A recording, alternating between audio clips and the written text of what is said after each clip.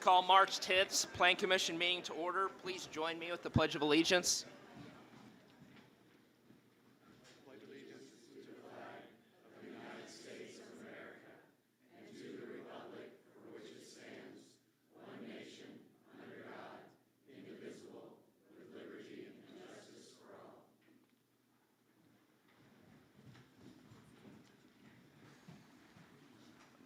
Comment for the board. This meeting is being recorded on YouTube with a live stream. Please introduce yourself when you do speak. My name's Jake Bohlander. First item on the agenda is the approval of the minutes from February 26th meeting. Entertain a motion to approve. My name is Stephen Canfield. I make a motion to approve. I'm Randy Denhart. I second. With a motion and a second, all in favor say aye. Aye. Opposed, same sign. New business, item A, SD 2026-2, public hearing for the Brier Grove minor plot. Marc?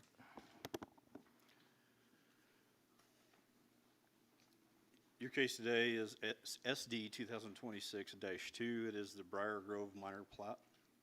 It's consideration of the final plat approval for the Brier Grove minor plat. The applicant is Jim Ratcliffe, 1400 South Ladoga Road in Crawfordsville, and the property location is 308 North Center Street in Linden. Is actually out in the unincorporated areas of the county. Land use and zoning, the existing land use is single-family dwellings and vacant land. Existing zoning is agricultural and residential.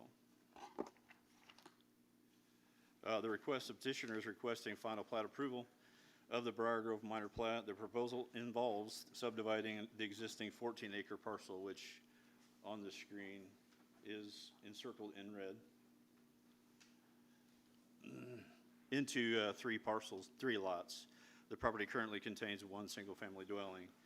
The proposed subdivision will create 3 lots, each consisting of a minimum of 2 acre, which is a requirement for minor plats. The lots will share combined access from Center Street. The property is accessed from via Center Street, which comes through Linden and goes out into the unincorporated areas beyond the municipal limits into county jurisdiction. The portion of Center Street outside of the town, Linden, is county public right-of-way that is treated kind of as a private lane, is not maintained by the Montgomery County Highway Department.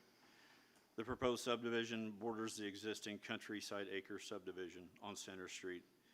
Your land use ordinance consideration, each proposed lot will be served by on-site septic and private well.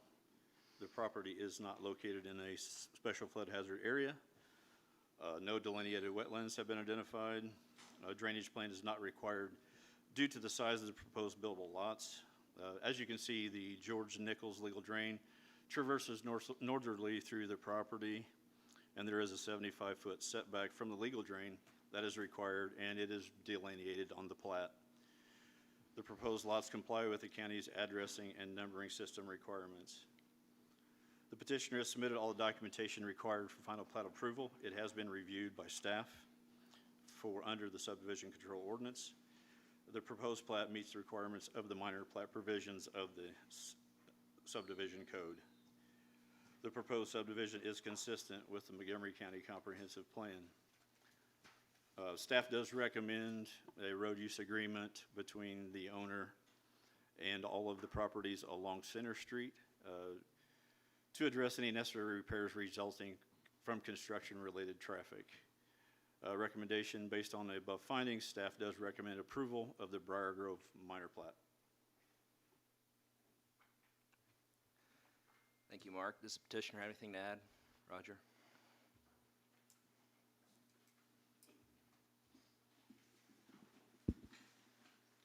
Good evening, everyone.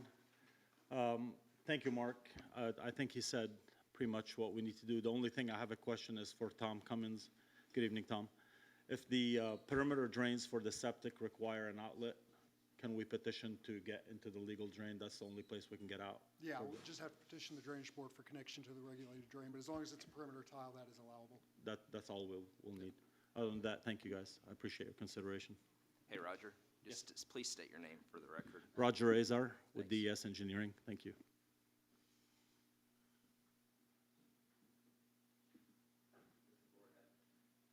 Are there any additional questions from the board? Roger. This time at 4:05, we'll open the public hearing. If anyone wants to speak, want to come up and speak, introduce or state your name and address.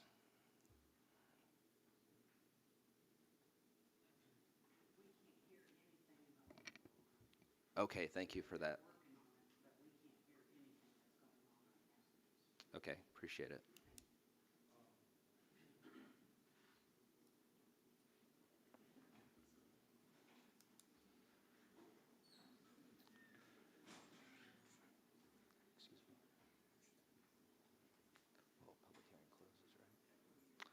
Public hearing closes at 4:05. Do we have a motion on how to approve on this line item?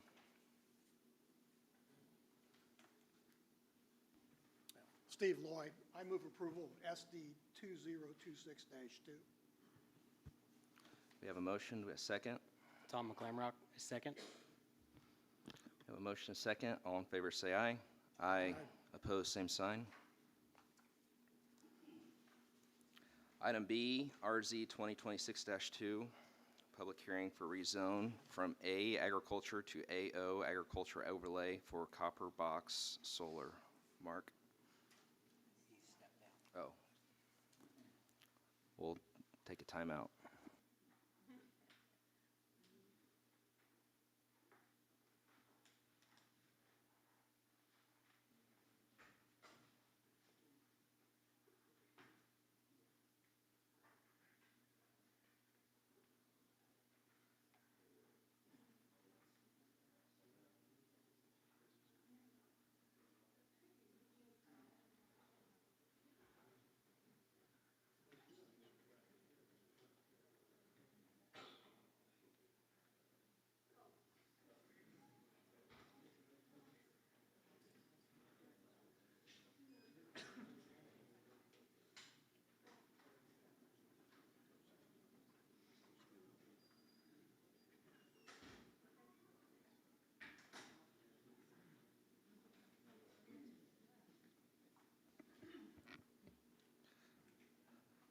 Okay, Marc, when you get situated, we're ready for item B, RZ 2026-2.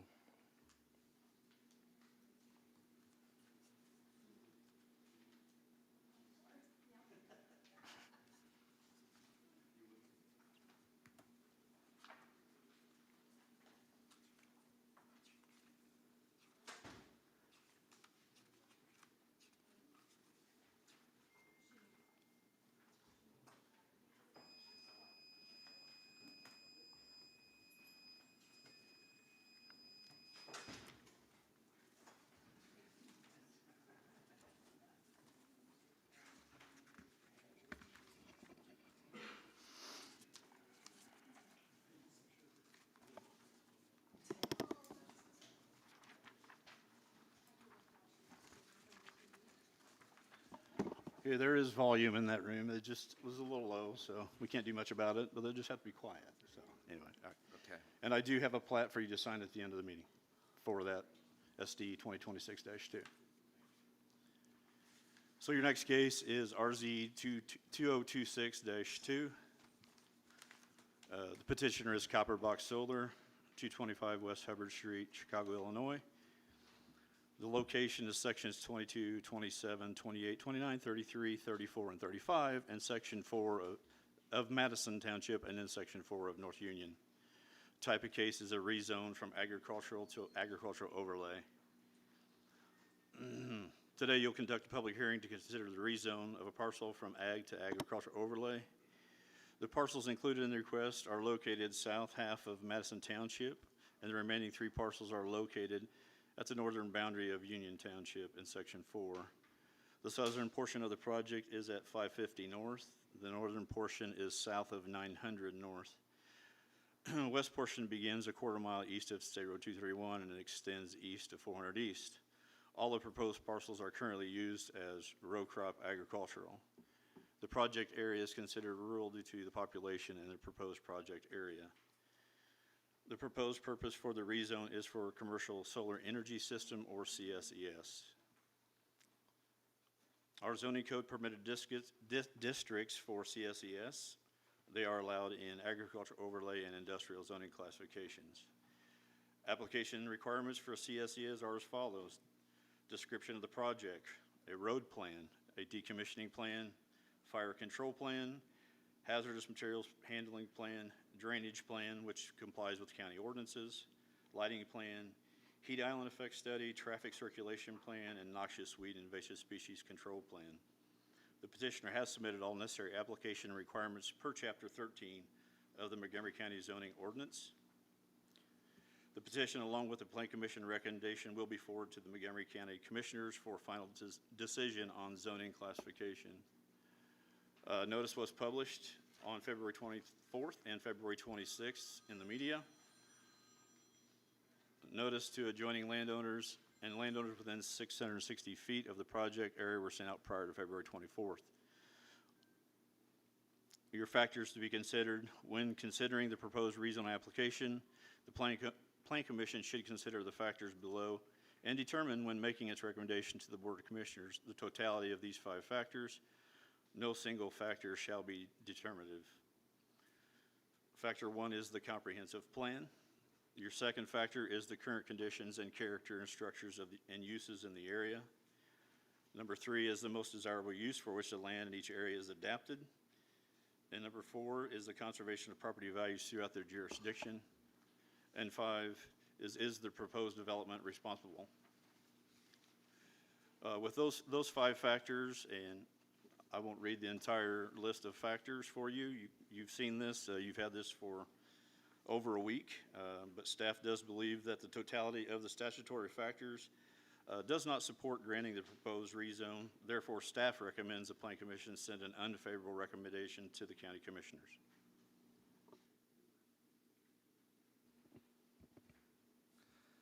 Thank you, Mark. Does the petitioner have anything to add?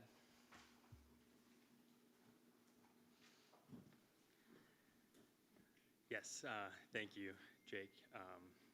We do have a brief presentation here tonight. Mark is going to get that queued up for us. My name is Tom Scoder.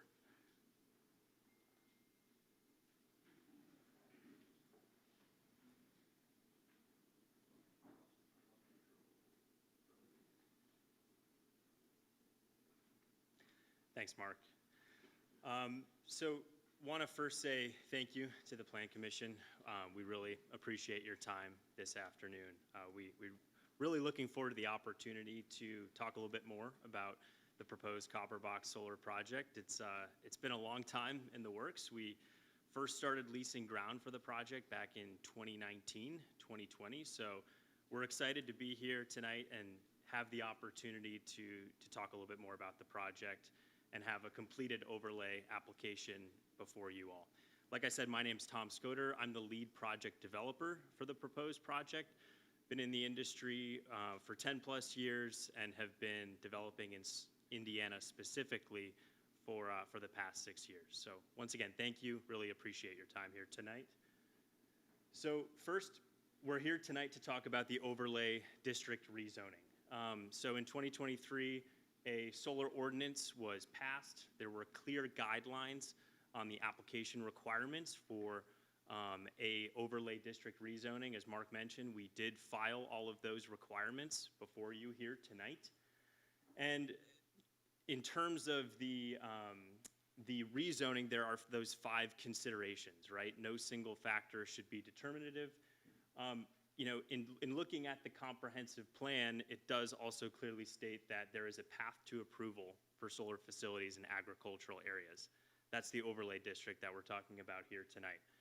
So the priorities of Montgomery County in the comprehensive plan are balancing, you know, economic growth while also preserving the rural character of the county. And Copper Box Solar is a unique opportunity for the county to accomplish both of those items while also safeguarding landowner rights. So just a quick background on NG, who we are, our experience. We are a global company. We are, have been in business for over 100 years, been in the U.S. for over 50 years. U.S. headquarters are in Houston. We also have an office in Chicago. We've deployed about 57 gigawatts of clean energy globally. So if you look at it in the context of a copper box solar project, that's the equivalent of roughly 275 copper box solar projects that's delivering clean, affordable power to millions of folks across the world. We also have Indiana-specific experience. So we have one operational project already in the state. We have another project that's currently under construction. I myself was able to work on both of those projects, but we also have engineers, construction folks, and even some folks from operation side of things who are here with us tonight, who are all have experience with those Indiana projects, and we're continuing to improve upon those projects moving forward. I also just wanted to mention ENGIE, our core philosophy is an owner-operator of projects. So we're not gonna flip the project and sell it to someone else. We're in it for the long haul.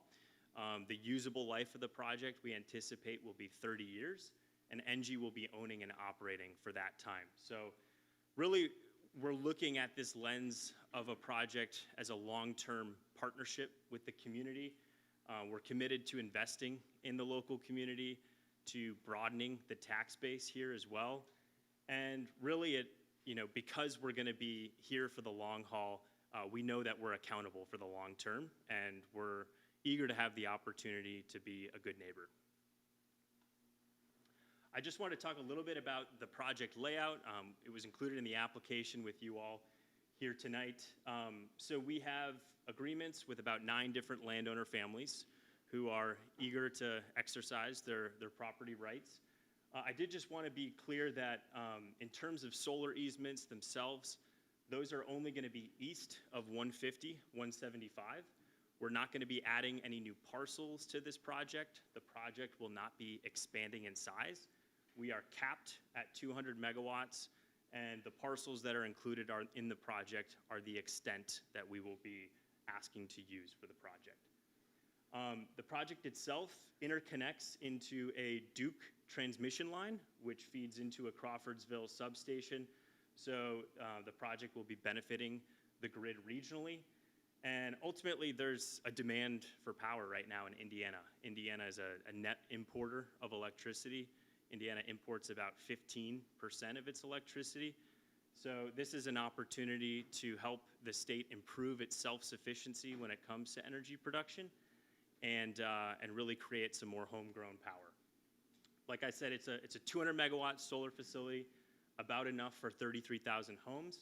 And you can see with the layout, we have natural areas of setbacks. So we're avoiding wet areas, floodplains, easements, forested areas, and homes, obviously. We're setting back 500 plus feet from all homes. That exceeds the ordinance requirements. So basically a football field and a half before you get to the panels themselves. And in all likelihood, the farmers that are already out there will continue to farm those setback areas if the project were built. So when it's all said and done, that's looking at approximately 900 acres that would be inside the fence line. So ultimately, a great opportunity for homegrown power in the state. Solar projects have minimal impacts. The panels themselves are going to be comprised mostly of silicon, glass, and aluminum, so they are non-toxic in nature. There's no liquid inside of them. They can't leach into anything. They're built to withstand large hailstorms, wind storms of 140 plus miles per hour, so they are durable. They're built to last. There's minimal sound coming from solar projects, no odor, no fumes, and fairly low profile in design. The panels at maximum height are really going to be no taller than a mature corn stalk that you would see out in the field. And in that setback area, as I mentioned, in all likelihood, will continue to be farmed. We'll have a full-time O&M staff. We're also going to be planting a perennial vegetative cover, which is going to help with soil stabilization and help rejuvenate and restore those soils as well. So Tommy Cleveland is a professional engineer, studies solar projects. He's inspected hundreds of them. Took a look at our site, concluded, much like all the other projects he's looked at, that health and safety risk associated with photovoltaic solar are extremely small. far less than associated with common activities such as driving a car. And you see that play out in the county here today. There are solar projects next to schools, next to homes. They're a safe, proven, reliable technology. A key aspect of how we're looking at this project is in terms of farmland preservation. How can we set up this land to go back into agriculture at the end of its useful life? Well, ultimately, solar farms are temporary in nature. We're leasing the ground, we don't own it, and because of that lease, eventually that lease runs out, and if the landowners so desire, we want them to be able to go back into agriculture. As I mentioned, we're planting a vegetative cover that's perennial, that will improve water retention and stabilization, and it'll also have some pollinator value to the area as well. We're going to be using a new racking technology, so think of racking as the steel that you're mounting the solar panels on top of. Even as recently as 5 years ago, solar projects that were built in the state required quite a bit of earth moving and grading. With this new racking technology, you actually follow the undulations of the terrain much better, so you reduce the amount of grading significantly. You know, for example, the project we have under construction right now in Indiana, we looked at the design with the old racking. It called for 500 acres of grading. We ultimately used the new racking system, and we only needed about 30 acres of site grading for a project the same size as Copper Box. So our goal is to keep that topsoil in place so that it can go back into agriculture. These projects also have compatibility with current ag uses. So because of the pollinator value that I mentioned, we're committed to getting local beekeepers that are interested on site to take advantage of that pollinator value. And then we're also piloting a sheep grazing effort at our operational project this summer. So we would certainly be open to doing the same here as well. And like I said, those areas outside the fence, those setback areas will likely continue to be farmed too. So the project can coexist with agricultural uses. And lastly, you know, a solar project ultimately protects this land from future developments for the next 30 years. You think about a residential or commercial development, quite a bit of poured concrete required for those uses. It's really hard to go back to agriculture at the end of you know, residential development's quote-unquote lifespan.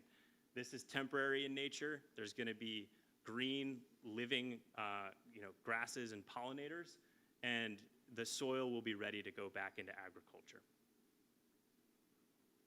I did just want to point out, you know, the existing projects that are already in the county. I mean, you can see solar panels next to agricultural operations. So it's clear that, you know, solar does coexist next to agriculture already. Our project will have about double the residential setbacks that you see here, and also a more enhanced pollinator value as well. So, you know, the staff report mentions that solar can coexist with broader agricultural initiatives. You see examples of it here. Our project will continue to build on that. What's in it for the broader community? What does a project like this look like in terms of economic investment? It's roughly a $300 million investment into the county. If you look at the life of the project, that's a minimum of about $20 million in tax payments to the county. So this project is really broadening that tax base, allowing some financial stability and security for the county moving forward, and helping alleviate some of the pressure to increase tax rates down the road. That's not even including the potential for economic development funds if the county decides to pursue that. In terms of construction, about 250 jobs are required during construction. We always seek to hire locally for those jobs. It also brings a boom locally when it comes to construction for material, equipment, lodging, restaurants. You know, that's a significant investment into the county as well, and we seek to procure locally when we can. That also includes panels and racking as well. The project that's currently under construction we have in Indiana is using panels manufactured in Ohio, and also steel, for the most part, manufactured in Indiana as well. So that's something that we would like to pursue here as well. There'll be direct payments to Montgomery County landowners. Also, there's no new county investment required for this infrastructure. We're not asking the county to build out water lines, fiber, et cetera. NG is bringing this investment one time to the county. And lastly, the increased pollination and rejuvenated soil, as I mentioned. In terms of property values, third-party Kirkland Appraisals took a look at our proposed site and performed a study. They used match pair analyses, Kirkland Appraisals being licensed as an appraiser in Indiana, looking at recent home sales for homes near solar projects and similar homes nearby. Ultimately concluded no negative impacts found from those projects, and that also aligns with the staff report as well, who had a similar finding. So, at the end of the day, quote, the project at the subject property will not be injurious or diminish the use, value, and enjoyment of property in the immediate vicinity. And you think about things that do typically impact property values, things with odor, sound, heavy traffic. An operational solar project does not have those. In terms of decommissioning, as I mentioned, we're an owner-operator, so NG will be responsible at the end of the project life for removing the equipment. We'll comply with all Montgomery County decommissioning requirements, which also includes posting a bond up front. So we will be responsible to post a bond for the full cost of decommissioning at the start of construction. Think of that as basically a backstop, an insurance policy for the county, but that bond will follow the project for its entire lifespan. So that will be in place as a backstop for the county. But at the end of its useful life, we will remove the equipment, recycle the equipment where possible, restore the land, and get it ready for future cultivation. So once again, really appreciate your time here tonight. Just wanted to wrap up with this final slide here. The rezoning guidelines, they are that. They're guidelines. No single factor is determinative here. But I did just want to briefly run through them because we've discussed them a little bit here. So in terms of the comprehensive plan, there's a clear path to approval mentioned in the comprehensive plan. This is an opportunity for responsible economic growth while also preserving farmland. In terms of the character of the area, low profile, quiet, opportunity for dual use agriculture and farmed setbacks. Desirable use, we know that our landowner families are interested in diversifying their income. Property value conservation, no negative impacts found, and the staff report agrees with that. And then ultimately responsible development. As a project, we're not going to be asking for an abatement. We'll be paying our full fair share of taxes. This is an opportunity for the county to broaden its tax base and set its citizens up for continued success in the future. So ultimately, we're really grateful of your time, and we really look forward to the opportunity for a long-term partnership with the county. Thank you very much. We appreciate it. Thank you, Thomas.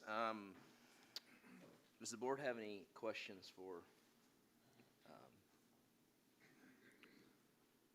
Copper Box? Tricia. Hi. Can you share more about the current crops that are grown on the land that are in the project?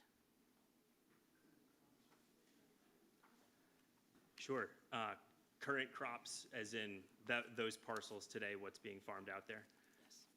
And their end use, if you know it. Sure.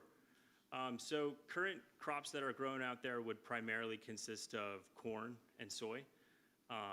So in terms of end use, I'm sure the farmers will be able to speak to that much more clearly than I can. But I will say, when it comes to corn, about 40% of corn produced in the state of Indiana does go into ethanol. So this is an opportunity to create a more efficient path to energy production compared to ethanol.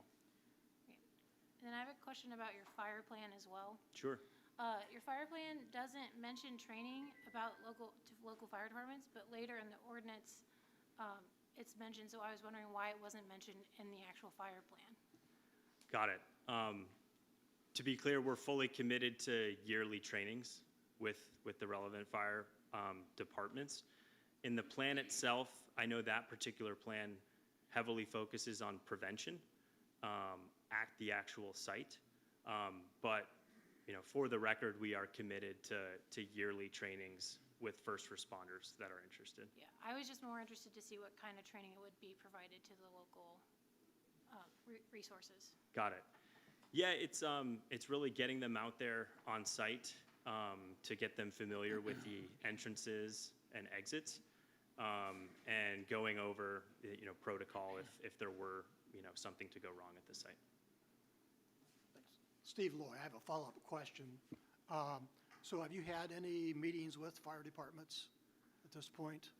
I've reached out to the local Linden department and have not heard back quite yet, but we're very much open to meeting with both them and Crawfordsville throughout this process. And we know that with the existing solar projects near Crawfordsville, there's some level of familiarity of these projects, but we definitely want to make sure first responders are familiar with the details of our project. Okay, thank you. And I think your plan mentions that you're going to purchase a couple of pieces of real estate versus lease. Can you elaborate on that? Yeah, please?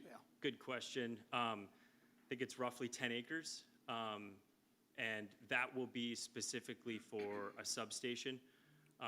Because we're interconnecting into that Duke line, Duke Energy needs to own the actual land where they build their substation. So that's why those two parcels have a purchase option on them. So at the end of the day, Duke will actually own that real estate then? Duke would own that 8 to 10 acres. Yeah, okay. Yep. Okay, thanks. Okay, I have another. How would you say your project is consistent with the comprehensive plan, specifically regarding to the 2024 updated plan? Yeah, it's a great question. I think I alluded to it. I think primarily some of the core tenets of the comprehensive plan are responsible economic growth and balancing that with preservation of ag land. So really we see this as an opportunity to accomplish both of those with a large investment into the county. Because we're not pouring a lot of concrete on site and this land can be returned to agriculture, it's a way to preserve it for future generations. So the county has the flexibility to maintain this farm ground moving forward. So I would say those are the key ways in which this project aligns with the comp plan. In addition, safeguarding landowner rights. We know that the landowners who have signed up for the project are interested in exercising those rights, and safeguarding those rights is mentioned in the comprehensive plan as well.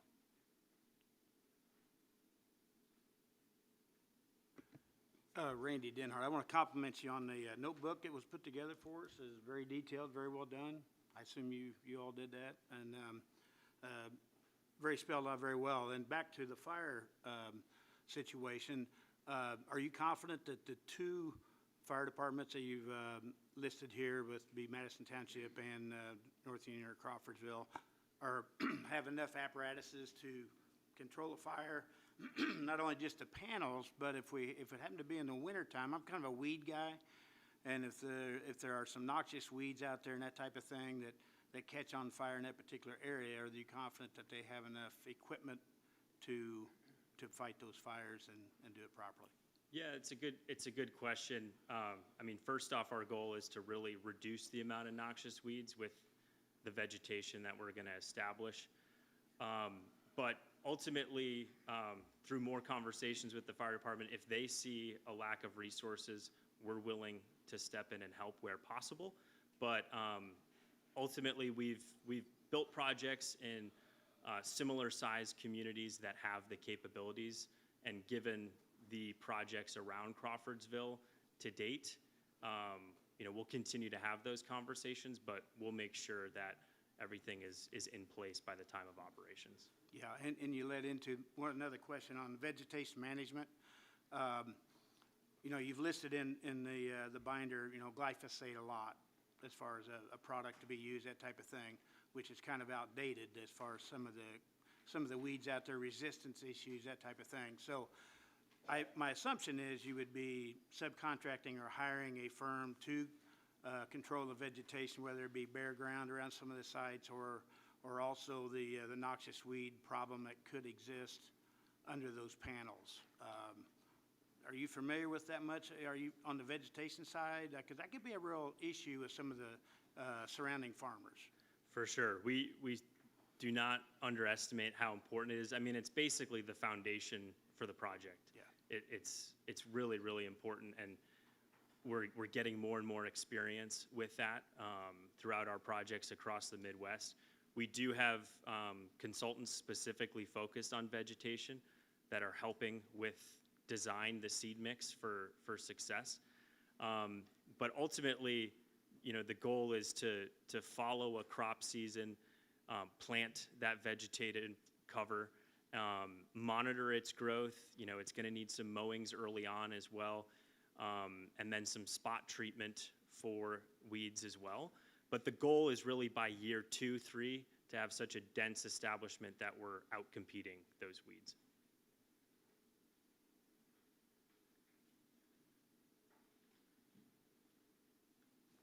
Along those lines of the vegetation plan and the consultants, will those be local people that you are, or farmers and contractors that you're going to be, you know, bidding jobs out for the vegetation establishment as well and control?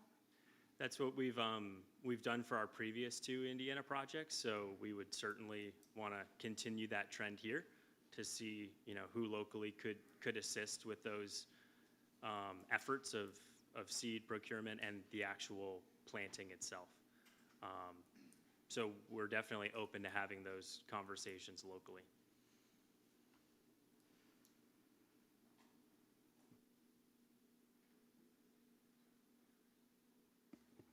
Any other questions from the board?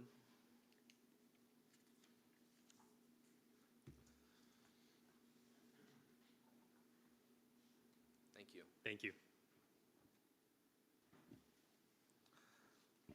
So at this time, we're going to open our public hearing. A few housekeeping items around the hearing process. It's not a Q&A. This is a chance for you to be heard. Please address the board and not the petitioner. Use the mic that's up here.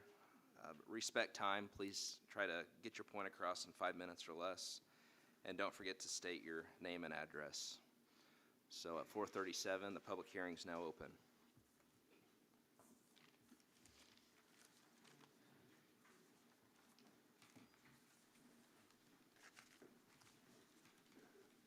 My name's Andrew Carl. I live at 3407 North, 275 East. I've been in a farming family all my life here. I spent 33 years, though, in electrical distribution. Easier said, I was a lineman for the county. But I have a real problem with taking this farm ground out of production. In this part of it, especially where this plan is supposed to be, it's some of the best farm ground in the county. Another problem that I have is I feel like I would never buy a home around a bunch of solar panels. I think it would hurt the value of property. And I don't think all this power will stay local. I don't know that the REMCs or Crawfordsville will even buy this power. Seems to me like it would probably have to go to Chicago or somewhere out of here where they pay more per kilowatt hour. Another big concern I have is where this is. That ground is peat. It's like potting soil. Very loose. So getting a good ground to ground all these panels will be tough to do. And underneath that peat is blue shale. You can't drive a ground rod in blue shale. It just doesn't happen. It's also been aggressively tiled since the owner just purchased it not long ago. So if you can imagine peat or potting soil with your little plants, the water escapes it really fast. So that will not make grounding as efficient, not nearly. You got to have wetter ground, you got to have good soil to have grounding. The other thing is, I don't know how many of you are aware, but in 1936, a farmer was farming that land. He couldn't get his horse to plow the corn stalks, so he piled them up and he set them on fire. That peat burned 3 foot deep and burned until they got one heck of a rain. And that soil was worthless for a couple decades, because when that soil burns, it takes everything out of the soil and sterilizes it. It also makes a waxy film on the soil, and that causes the water not to absorb into the soil, but to run off right into the ditches, right to Black Creek, right to Sugar Creek. And I just don't see where this particular spot is a good place for that. And I'm really concerned about fire. You can kill a breaker, but you're not going to shut those panels off. They're going to continue to produce DC voltage. If the sun's shining, they're going to keep burning. They're going to keep cooking. And putting that fire out would be a very, very hard thing to do. And I don't think Crawfordsville and Linden would be able to do it by themselves. I mean, it'd take a big, big rain to get the fire out. And I don't think they have enough water to put it out if it starts burning down into the soil. It's just not going to go out. It'll burn for a long time. So I respectfully ask this committee to deny the approval of a rezoning for this project, and to remind the committee that that is why we have the plan we have in place now, is to keep this from happening in our community. Thank you very much.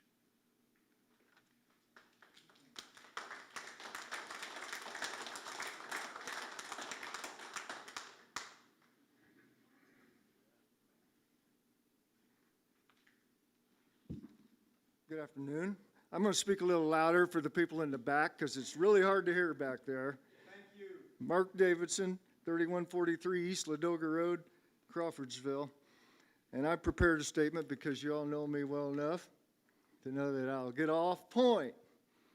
Most of you know that I have always been a property rights advocate. I spent most of my adult life fighting against countywide zoning. My point was always that property owners should be allowed to do what they want with their own land, with one provision, that they were not harming their neighbors in any way. And if they did, that's what the judicial system was for. Finally, those of us that fought against zoning succumbed to those that wanted it. And I fought against several of you in this room about that for decades. We're here now. They told me it will protect me from what the neighbors might do on their property. They told me to get involved with the process and make it what I wanted it to be. So I did. That said, I'll try to stay on point here. We are here to discuss a rezone request. Zoning is a product of developing and adopting a comprehensive plan.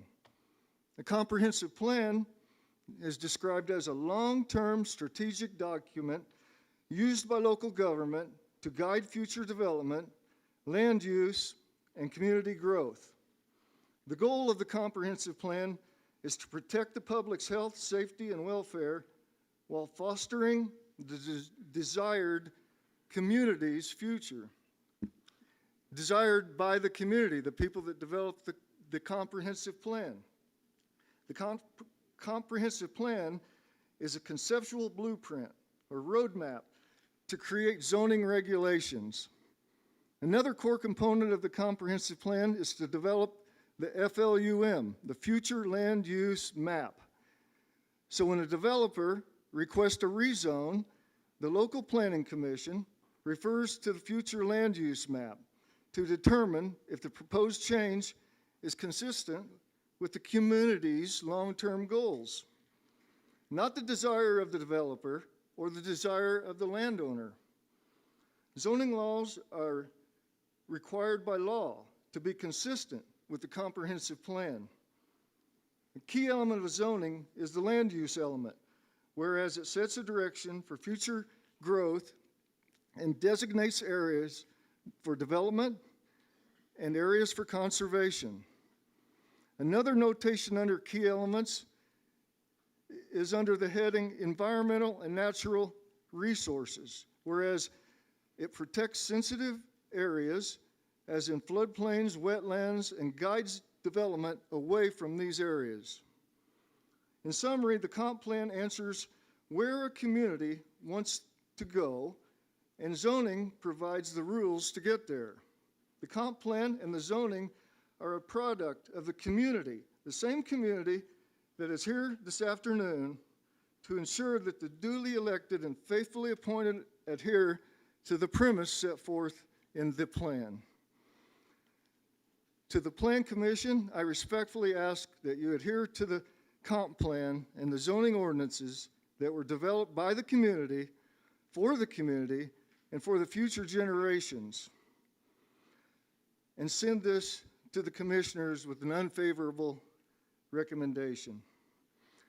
To the commissioners, I respectfully ask that you reject this rezone request based on the premises set forth by the community's input into the comprehensive plan, and based on zoning and amendments and reflect the goals and desires of the community. Please prove me wrong in my assessment that zoning was only going to protect us until someone came along offering money and jobs, and the zoning would be changed to suit their desires. In closing, I'd like to point out that number 2, an undesirables in this county in the comp plan is industrial commercial solar parks. Only falls behind industrial wind farms. People would rather have confinement hog operations than they would solar as their neighbors.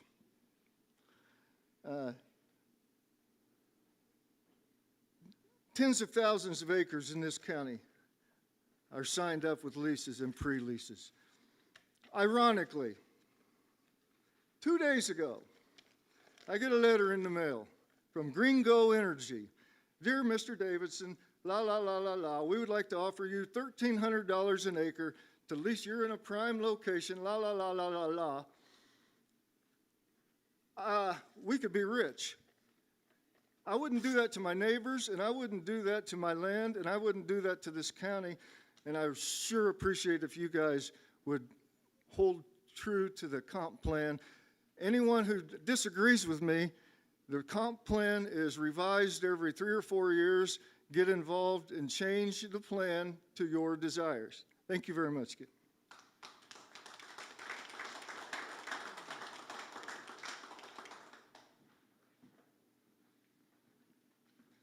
Mark Barkley, 3215 West, US Highway 136, Crawfordsville. Just wanted to start out that, folks, I'd be a whole lot more comfortable sitting in my tractor or my combine than standing behind this microphone, so bear with me, please. I've heard those two folks talk, and I am so appreciative that we have the opportunity to speak our piece and that it will be heard.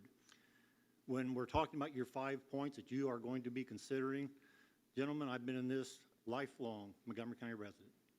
Raised 2 children here. One still lives here, raising 2 granddaughters. They're going to be married. Now, here's my points I want to make. I'm trying to buy 2 properties that will absolutely border this on 2 corners. I'm going to buy it. I still want to buy it. So this coming in is not going to affect me wanting to buy something in Montgomery County right next to it. Number 2, my son and my daughter-in-law and 2 grandchildren will be living right next to it. I have no fear of that. I am absolutely welcoming this project. Then the number 3 is I am a farmer in this area. I'm going to lose some ground to this. But he owns it. He paid for it. He's paying insurance. He's paying property taxes. Let him make money on his investment. Gentlemen, I think this meets 3 of your 5 very closely.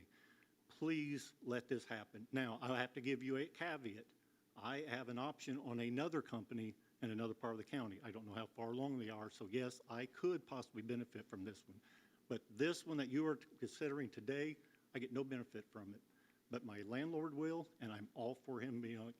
And when somebody said something about our property stuff that we raise here, all of our corn doesn't stay in Montgomery County. All of our beans don't stay in Montgomery County. All the books that we make here in Montgomery County, everything we make in Montgomery County, we do not use it all in Montgomery County. It goes all over the world. So folks, don't take that as one of the reasons. Thank you for your time. I want this to be a positive. Please do the rezone.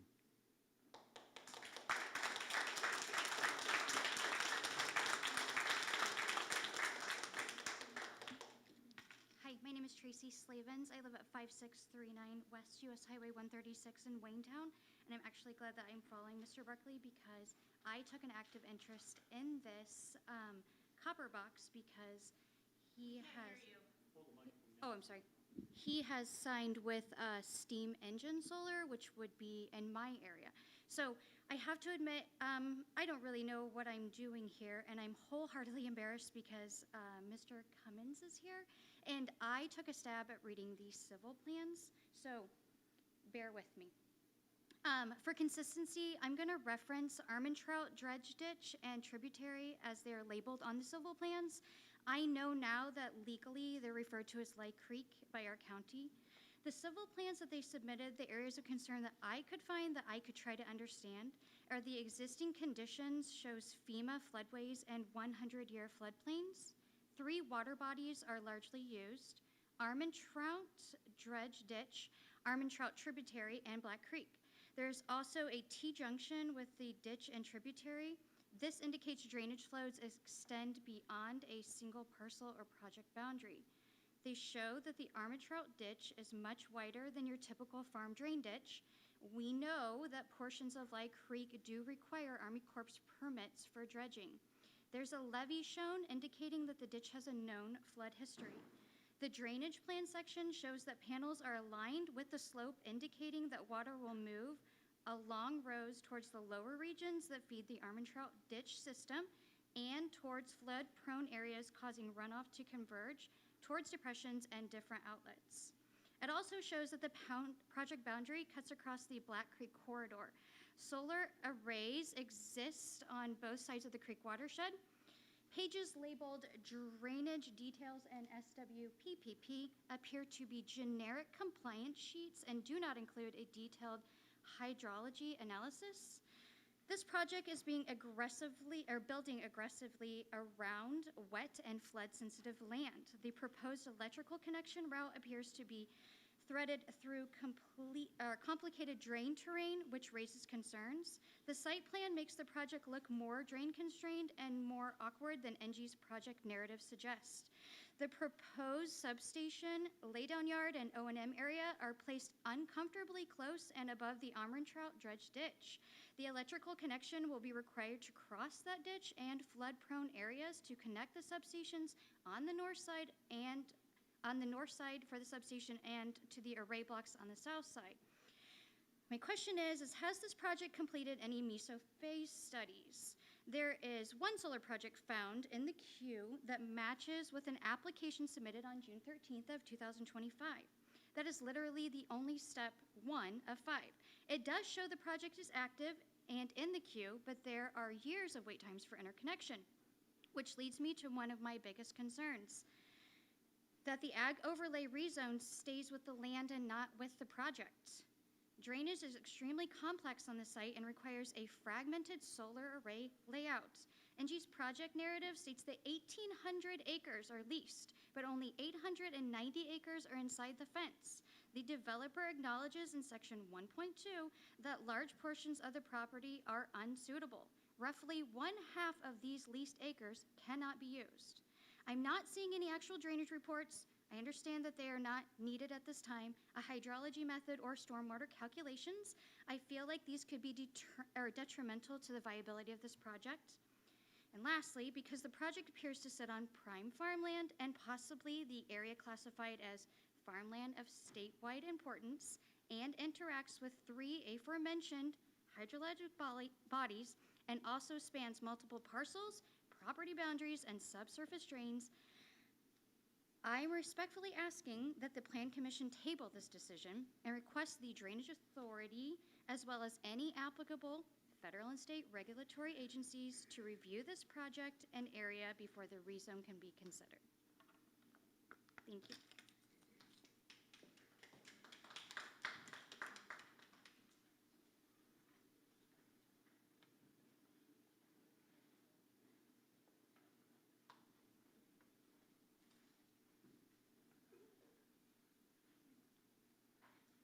Good afternoon, everybody. My name is Buck Woodell. I live on 950 South in Waveland. As the character Tommy said in the TV show Landman, if oil and gas companies thought solar and wind was the way of the future, Chevron, Shell, Standard, and every other company would be putting these up left and right. Solar and wind really are not the answer right now. Land is not being made anymore, and the reduction of tillable acreage across the United States is being reduced daily by solar farms and data centers. All you need to do is look 20 miles east on 32, outside of Lebanon. Thousands of acres gone for progress. Minimal jobs will come with this. Maximum electrical cost will probably go up too. And honestly, these farms are nothing more than a commodity. And in a year or two, probably sold to another company that has no interest or even knows where Montgomery County is or cares to. That decision will come from a boardroom in Los Angeles, Chicago, and New York, not in Indiana.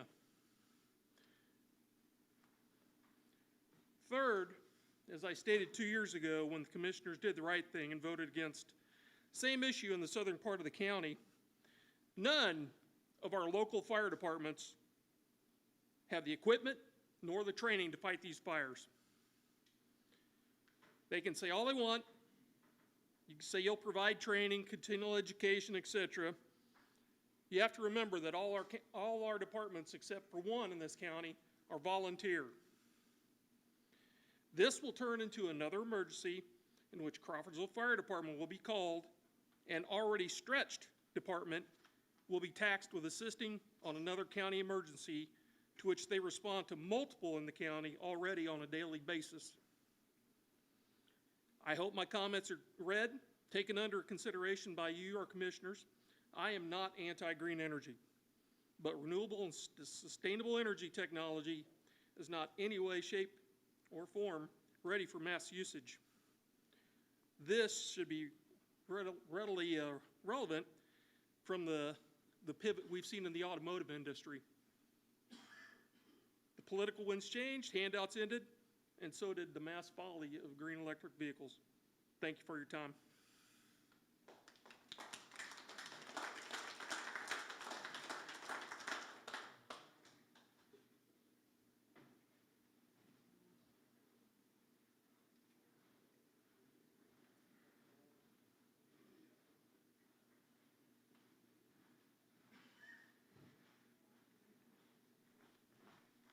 Hello, my name's Mark Frank. Can you all hear me?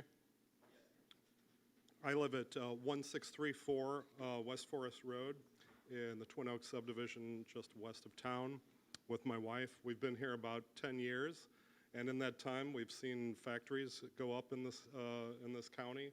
We've seen subdivisions go up in this county, and I don't remember any of them creating such a volatile situation as this. This is development in a modern world, whether we like that or not. I don't have any particular expertise in this. I'm a citizen, and I've just heard, I haven't had to go to the gas station this past week, but I hear gas prices have increased about $1 a gallon. Is that true? That's what I'm hearing from associates. That just points to the fact that we need a robust energy production system. This sort of project is just that. We do not have to rely on just one form of energy when we have projects like this that can come to fruition. The main thing I'd like to say, though, is that I'm for economic freedom of the landowners here. Our farmers have been hard-pressed. I am not from a farming family, but I pay attention to the news, and I know that markets have been constrained, and there have been factors, tax policies, tariff policies that have really affected them strongly and made them hard-pressed. If a farmer, out of the interest for their family, needs to engage in one of these lease agreements or sell their land, I don't know why I should be standing in the way of them doing that if that's what they need for their family, the security of their family. I really do not, I'm listening closely. I have a scientific background. I'm just not seeing that the concerns that are spoken of are insurmountable. And I'm very pleased to see that this is a 30-year lease agreement. And as I see the testimony that's been given today, that land is not gone forever. The land under the factories around here, the land under the subdivisions in our county is probably, for all practical purposes, gone forever. However, this seems to be a project where if it's deemed that that land is needed in the future for agriculture, it can fairly readily be done so. Thank you very much for your time. I appreciate it.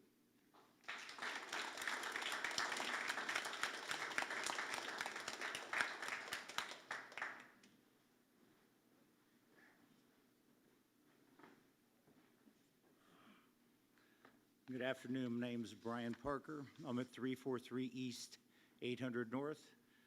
We got a notice on our land that we are adjacent to what some of the solar panels were going to be. And I just want to say a few words. One is we have a county comprehensive plan already, especially for undesirable land uses. We should stay with what we the people have spoken. Generations of farming and non-farming families are affected by this. Property devalues, high water tables susceptible to leakage of pollutants during fires or extreme weather events. Nobody can guarantee 100% that they can stop the leaking or the fire preventions or anything else. Yes, you can try to put things in place to help deter them, but that's not a guaranteed. You know, the commission has already established a policy. We need to stay with that policy and decline this rezoning request.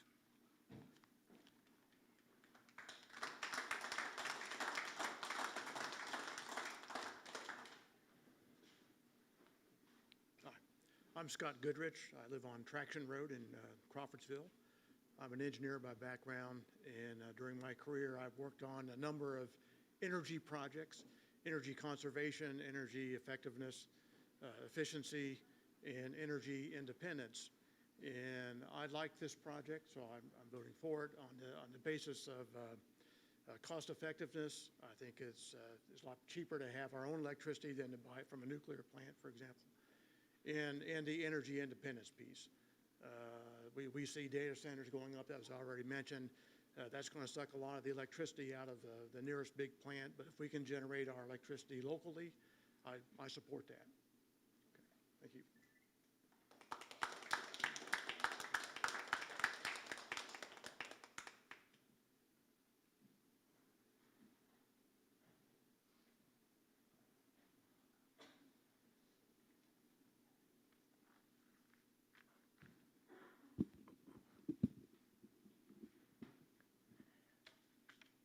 I'll try to speak as loudly as I can. It's my teacher's voice. My name is Nancy Grimes. I live at 8865 South, 225 West, Crawfordsville, Indiana. I thought we settled this a few years ago, but my reasons against this are still the same. It's a total loss of good agricultural land. Despite what the gentleman says, it can never be reclaimed. They say the energy is going to come and stay here, but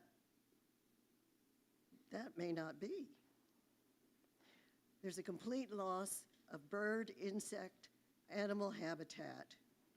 And even though they have the space planted in between, that's really of little value. I don't know, but it's my understanding that many solar panels are produced in China. They don't use them, nor do they use windmills. And solar panels are only 20 to 30% effective. Again, as Buck mentioned, who is a former fireman, by the way, the fire would be catastrophic. Our departments do not have the training, nor do they have the equipment, and it's all very, very expensive. And the training is, even though they say they can train them, this is not something that they're used to. The cost is also prohibitive.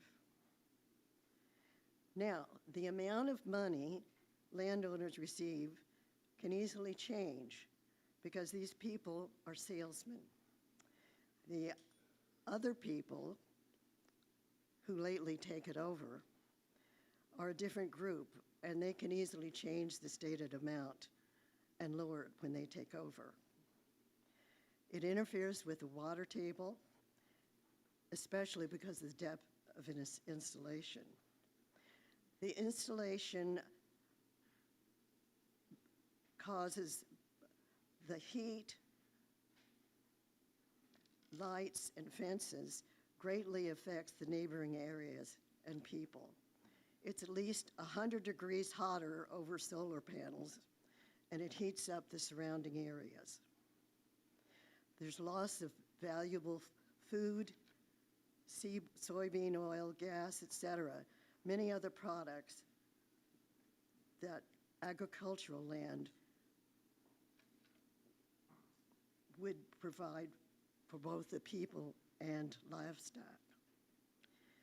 We have frequently occurring hailstorms, and hail can easily destroy panels.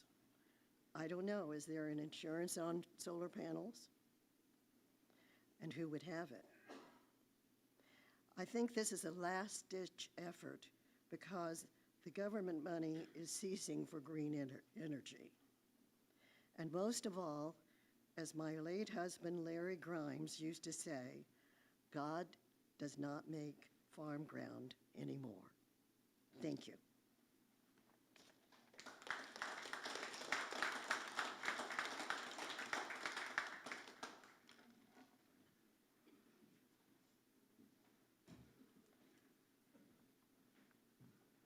Hello, my name is Karen Theta, and my address is 317 Old Mill Trace in Crawfordsville.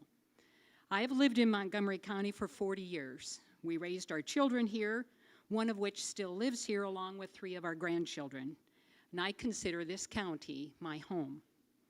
When we moved into our house in 1987, a mile or so north of the CELNP coal-fired power plant, we would often have a coating of black soot on our cars and windowsills. I know technology has improved since that time, and that plant has been closed now for many years. But burning of fossil fuels in Indiana, especially coal, which still supplies 41% of our electrical generation, contributes to respiratory diseases, cardiovascular issues, and even cancer. The EPA's own consultants estimate that fine particle pollution from coal power plants shortens the lives of 887 Indianans each year. Coal plants continue to put particulate matter into our air and mercury into our water. We can and have to do better. The world is pushing ahead on the shift to solar energy, with global installations up 64% in the first half of 2025. Electricity generated from free sunshine is cleaner, cheaper, and has less environmental impact than fossil fuel-generated electricity. A solar farm where row crops are replaced with solar panels and underplanted with native plants and pollinator species will actually serve to protect farmland as it reduces erosion and runoff of pesticides, increases absorption of water into our aquifers, and sequesters carbon.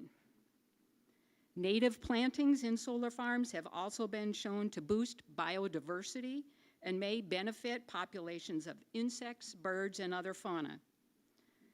Solar panels are much more efficient at capturing energy than corn plants are. And as the transportation sector becomes more and more electrified, we can replace corn ethanol, which now consumes about 40% of our corn crop, with solar energy using a fraction of the acres. The world is transitioning to cleaner ways of capturing energy, and Montgomery County should not be left behind. Let's do this for our grandchildren. Please consider a favorable recommendation to the Montgomery County Board of Commissioners for the Copper Box Solar Project. Thank you.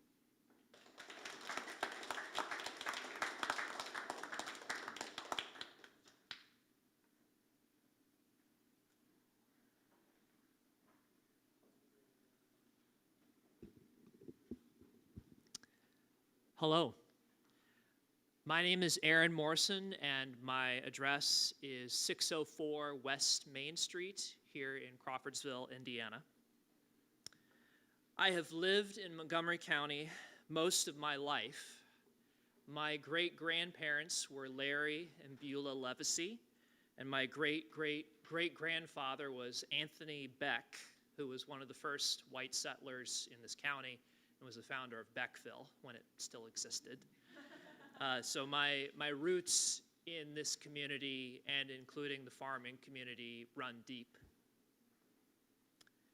I care deeply about our agricultural heritage and about the long-term strength of this community. I'm here today in support of the Copper Box Solar Project. Like many of you, I'm concerned about rising energy costs. Ongoing conflict involving Iran has disrupted major global business and shipping routes, tightening oil and gas supply, and driving up prices for families and businesses. Moments like this remind us how vulnerable we are when we depend heavily on distant fossil fuel markets. That is why local energy production matters. This project brings stable, long-term revenue to Montgomery County at a time when property tax reforms are tightening local budgets. Solar leased land has a much higher assessed value than traditional farmland, and NG is not seeking a tax abatement. That translates into tens of millions of dollars to support our schools, our infrastructure, and county services. It also brings investment and jobs and helps position Montgomery County as a place with reliable, affordable power. Access to clean energy is increasingly a factor in new business location decisions. For farmers, this is about property rights and stability. Leasing land for solar provides dependable income that can help families manage risk, reinvest in their operations, and keep farming for the next generation. Solar energy produces electricity without air pollution and with minimal land disturbance. With pollinator-friendly ground cover, the land can remain healthy and viable for future agricultural use. For these reasons, I respectfully encourage the Plan Commission to approve the Copper Box Solar Project. Thank you.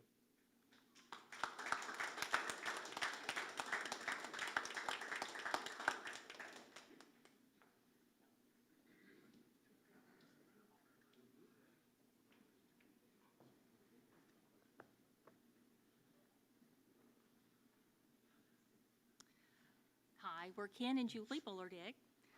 Our address is 6869 North, 150 East. This industrial solar facility is planned for directly across the road from our home. I would like to start by going back in time. Repeatedly, Montgomery County has said they are against industrial solar. In August of '22, our local Montgomery County Farm Bureau did a survey One of the questions was, do you support solar farms in ag-zoned areas of Montgomery County? The response was no, 63%. In December of 2022, our Montgomery County Commissioners adopted our current solar ordinance. At that time, our Stop Industrial Solar Group presented the Commissioners with 429 signatures of people from the community that opposed industrial solar.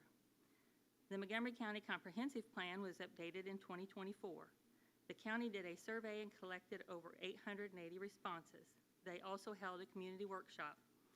It is stated repeatedly throughout the comprehensive plan that the goal is to identify and protect prime farmland. Another goal is to limit the undesirable development of large industrial solar farms. My husband Ken and I are lifelong farmers. Our son Daniel and his family lives next door to us and is a third-generation farmer on this land. We've been approached by multiple solar companies. In September of 2023, we were offered $1,300 an acre from Ozone Renewables, and we've always said no.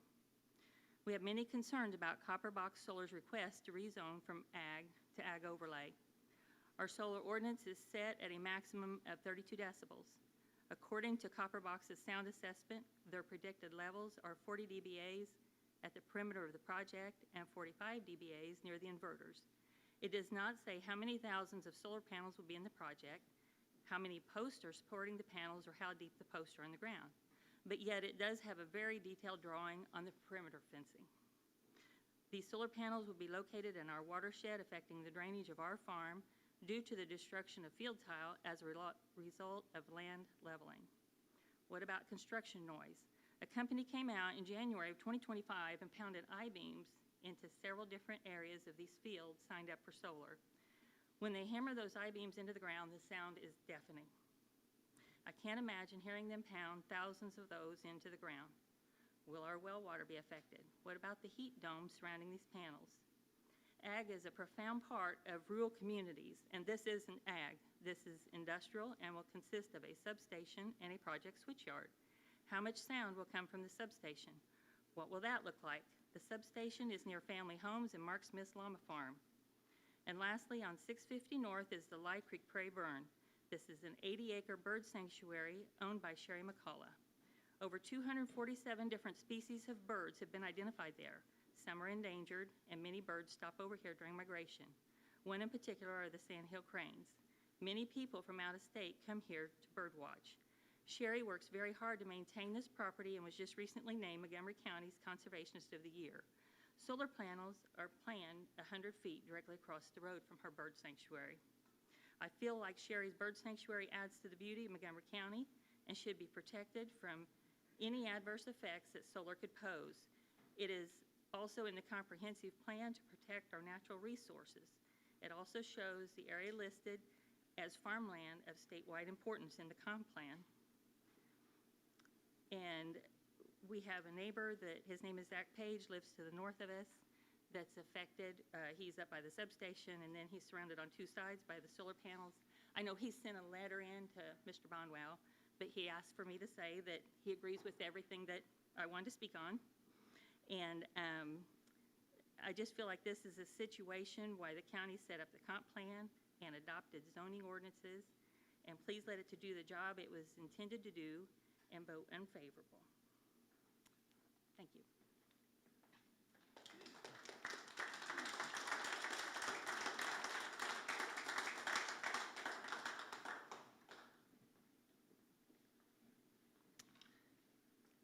Hi, my name is Gwen Carlson, 207 South Pine Street. I'm here today to give a brief statement on behalf of both myself as well as my husband, Brad Carlson, who is an ecologist working in this community. We have lived here 10 years and we are raising our 3 children here in this community. And Brad had to be out of town today giving students a tour of the Florida Everglades, but wanted to voice his support as someone trained in animal ecology and conservation. Someone who has dedicated his career and volunteer time to helping understand, protect, and teach others about wild animals, plants, and habitats. Brad has spent significant time evaluating the scientific evidence as it relates to environmental and human health impacts of land use decisions. What we allow to happen with our land can harm air quality, water quality, soil quality, and can directly harm wildlife, so we need to be careful about these decisions. While nothing we do is going to be perfect, Brad believes the evidence is clear that solar farms like this one are a net benefit, and he supports this project, and I do as well. The first reason is that Indiana has some of the worst air quality in the United States, and it's associated with over 2,000 premature deaths a year. And this will greatly be helped by shifts to solar energy, because most of that pollution is coming from use of less clean energy sources. Second, replacing row crop farmland with solar farms actually dramatically reduces the amount of fertilizers, pesticides, and eroded soil that enters our water and soil, leading to safer and healthier conditions for people and wildlife. And finally, wildlife thrives better on solar farms than on row crop farms because they are converted from, because they have some of the lowest amounts of bird and pollinator diversity. Brad and I both understand some of the concerns and misgivings that other people have, but this analysis leads him and I to support this project as having benefits that overwhelm any costs or risks. So we would hope that you would approve. Thank you.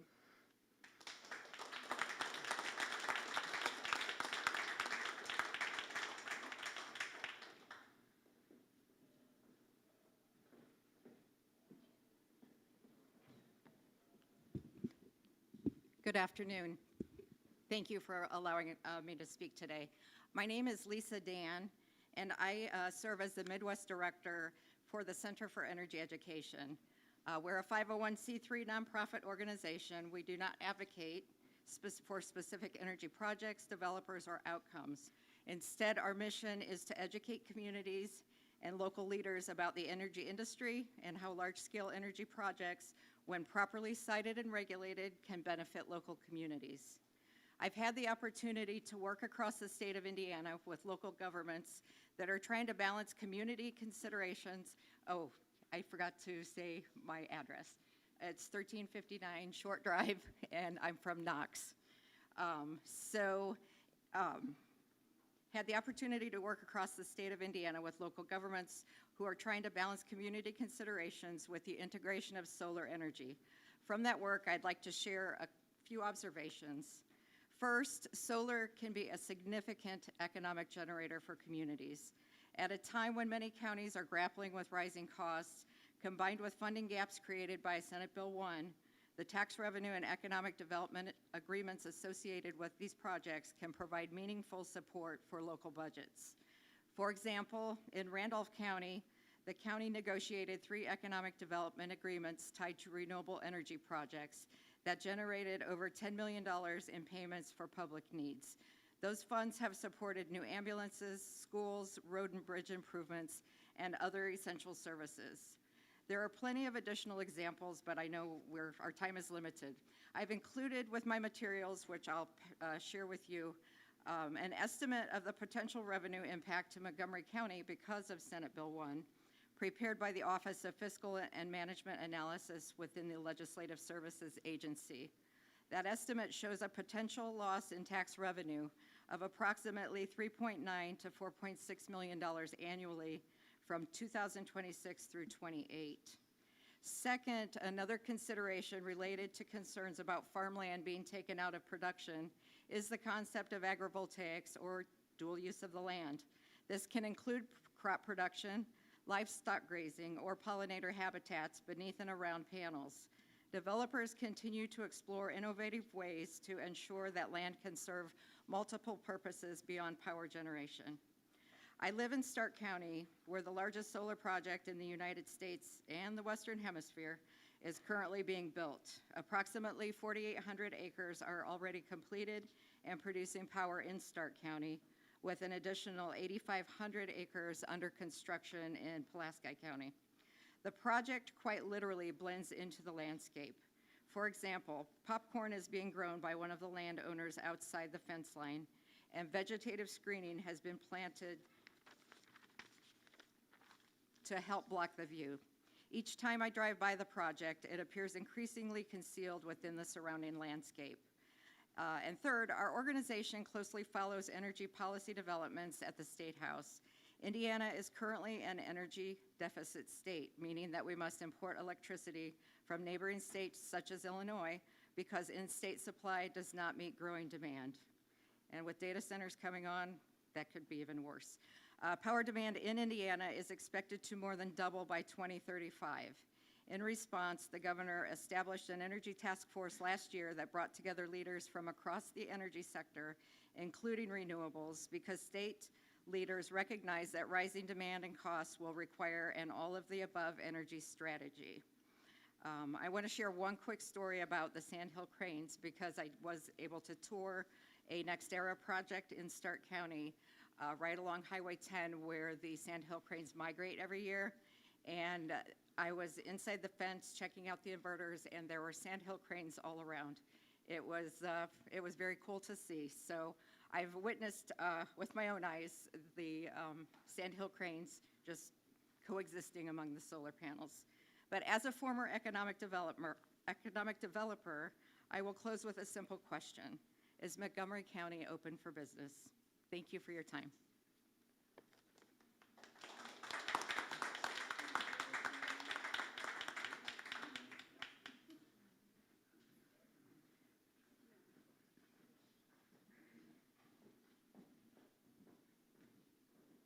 Brian Sillery, 997 West, 1150 South, Ladoga. As far as the comprehensive plan, I've got a few things to say about that. It hits the points that you guys have on there. I'd like to voice my concern about industrial solar panels in Montgomery County. My concerns are safety related, groundwater and well contamination through in this case with the size of that, hundreds of thousands of poles driven deep into the ground where cadmium or other heavy metals will have a easy pathway down into the water.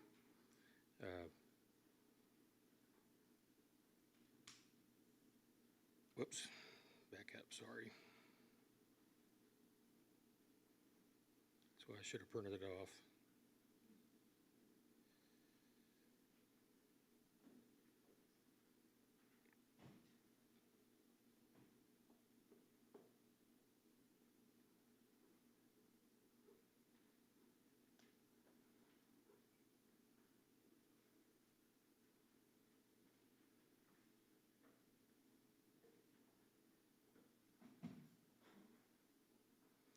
Anyway, I can't find it on there now. The big thing, though, is the safety with the possible fires that you could have and how are you going to put them out. Like it was spoken before, when the sun's shining, they're going to keep making power. The other thing from the economic development part for the county, I like to point out what's going on the south side of Crawfordsville. With just a few hundred acres, we're going to add on hundreds of houses and small businesses that are going to pop up out there that wouldn't be there if there were solar panels there. And with that, you're going to have income taxes and property taxes that are going to be far exceed anything you could get from a solar panel. And it's also conducive to Crawfordsville and Montgomery County to grow even further. The problem with a solar panel is if you guys were to okay, 1,000-acre box stores in here, knowing that in 30 years they're going to be out of business, you've locked in that space that development could have happened. It's not just about farming. To me, it's a lot about farming, but it's not just farming for everybody in Montgomery County. You want to have a safe place to live and the ability to build houses and have businesses come to Crawfordsville. We don't want to get in a situation like over in Fountain County on 74, as soon as you cross the county line, there will be no new houses in that area. For miles, as far as you can see, it's solar panels. So if what you guys are supposed to be doing is looking out for the county, the well-being, and the comprehensive plan that's there, you don't have any choice but to put this thing down because it just locks in huge areas of land. And it's like a cancer. Once one gets in, you won't be able to stop the rest. So that's all I've got. Thank you.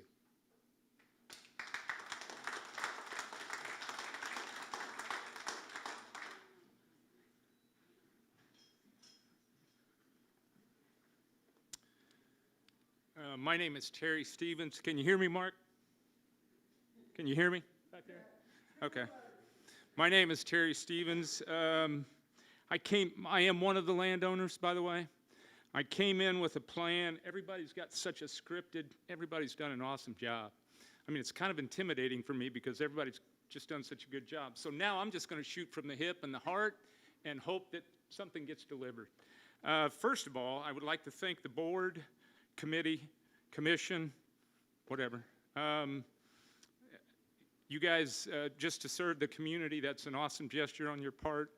Obviously, somebody along the line seen some success and good decisions that you guys have made, and the powers to be felt the need to have you on this commission. So congrats to you guys. I also want to say that I think it's a privilege and a blessing that we can stand here and air polar opposite views in a pretty congenial manner. And so I appreciate the fact that we live in a nation that we can do that. I'm going to keep trying to move on here. 12 years ago, I bought the farm at a public auction. Public auction open to anybody. For those of you that know me, I'm as passionate about farming as anybody that you will come across. In fact, my wife would tell you that I'm completely obsessed with that farm. So solar came along and frankly offered, I'll own it. I will just sit here and own it. Frankly offered a financial opportunity that is generational security to my family. And I don't know anybody in the room that wouldn't at least do their due diligence and take a look at that. I got to believe all of you would. So I'll own it. I mean, there was a financial incentive. It also adds diversity to my operation currently. There's far more people in the room. I've just been terribly impressed by the knowledge, so I'm not even going to go down the path of promoting solar, not promoting solar. People way more qualified than me. Two or three comments. The reason I'm kind of scratching I've listened to a lot of comments, and I at least want to not combat, but respond. To an earlier, the fire issue, to an earlier gentleman's comment about the fertility and it'll burn for 3 years, and all of that story is accurate. I'm told, anyway, I think that happened. Solar panels are not going on any of the muck. If you look at the map, they're not going there. So it's still a concern, but not quite what has been portrayed. I would disagree, at least personally. I would disagree. I think, first of all, I think the county's already kind of set a precedent on solar, in my opinion. Once again, just my opinion. 4 or 5 different times I've went to that farm out, I don't know road numbers. I'm lucky to know the road that I live on. The farm out by the golf course, and I just went out there and stopped on the gravel road, parked, looked at the solar farm. I don't hear anything. The grass needs mowed as often as my yard needs mowed. I mean, when they talk about soil contamination, it looks pretty plush today. And frankly, fenced-in solar looks a hell of a lot better than the farm did before they cleared fence rows, tore the house down. I personally think 2 quad buildings, that's hog buildings, 2 quad buildings, spreading sludge, that was kind of an issue at one time in this county. I'm sure neighbors didn't appreciate that at one time in this county. I personally find those issues far more intrusive than a solar farm that's 500 feet on a setback. I don't live by it. I'll own that. I mean, it's not by my house, but I don't find it as intrusive as other things. Finally, the last point that I want to make. As passionate about farming as I am, I've worked forever to be able to own that farm. And I struggle a little bit with somebody telling me what I can do with it. I just don't get it. I mean, I've worked hard. The people that know me know that. I struggle with somebody telling me what I can do with it. Final point, kind of cliche-ish, but if we're reading the room, and believe me, the opposition organized for 3 weeks to have people here. And if we're reading the room, I call it a push. At best, I call it a push. I think due diligence would at least continue to vet this a little bit. I just truly feel that way. I appreciate your time. Thanks again, and you guys are doing a good job.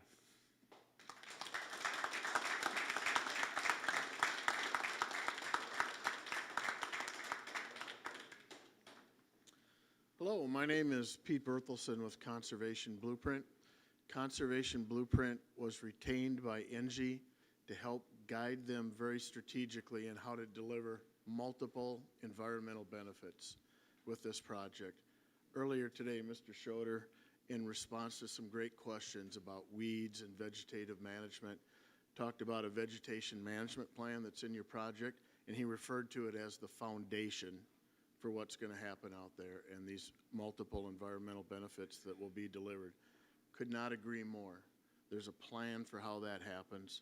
And as somebody that has over 4 decades, personally over 4 decades of experience in designing, establishing, and managing vegetative cover, I know that that can happen, but the point that I really want to make is I also come to you today as a farmer and a rancher.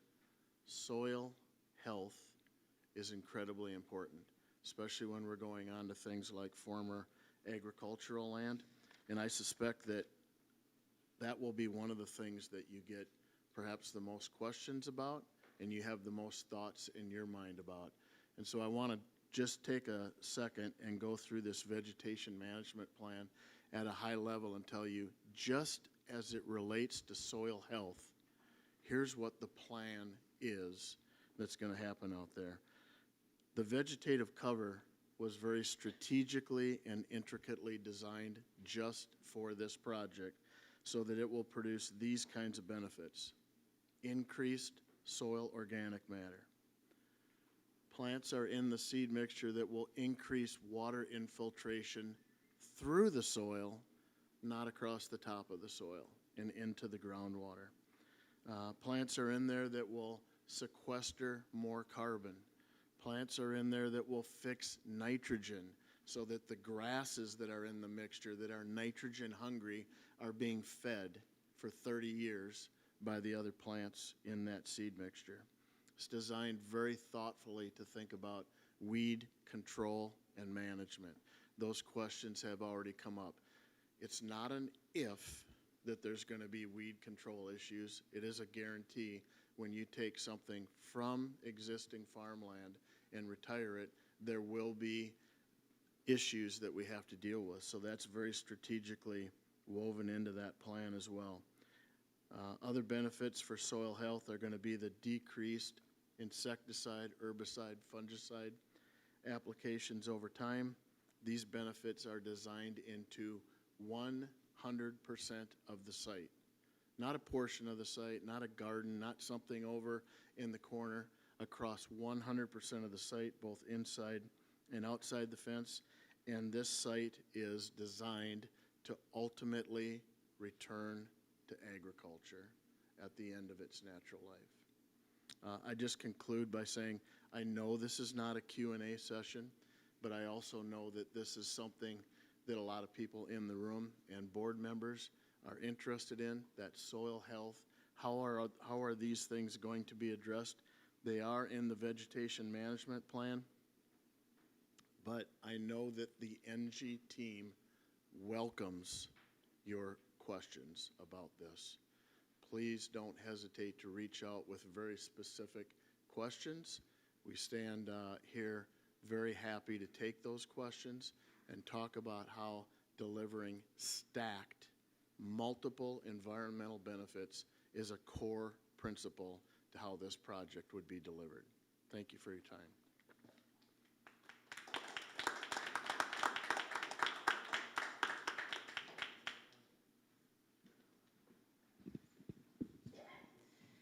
Good afternoon. Can everybody hear me? Is that loud enough in back?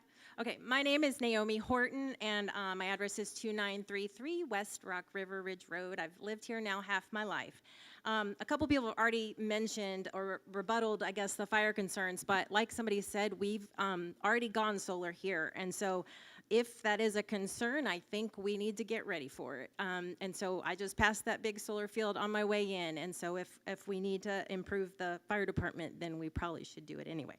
But there are already 119 solar farms providing 4.2 gigawatts of power in Indiana, and so far there have been 0 fire disasters as described by some today. Again, I'm going to keep this really short. There have been a lot of good points. I'm here in support of the rezoning. I support decreasing our reliance on fossil fuels. I support increasing the tax revenue as described, but also the donations, and I even think maybe we could ask for an earmark to the Linden Fire Department. I support allowing landowners to use the land as they see fit, as has been mentioned numerous times today. So thank you to the Commission for supporting the Copper Box Solar Project.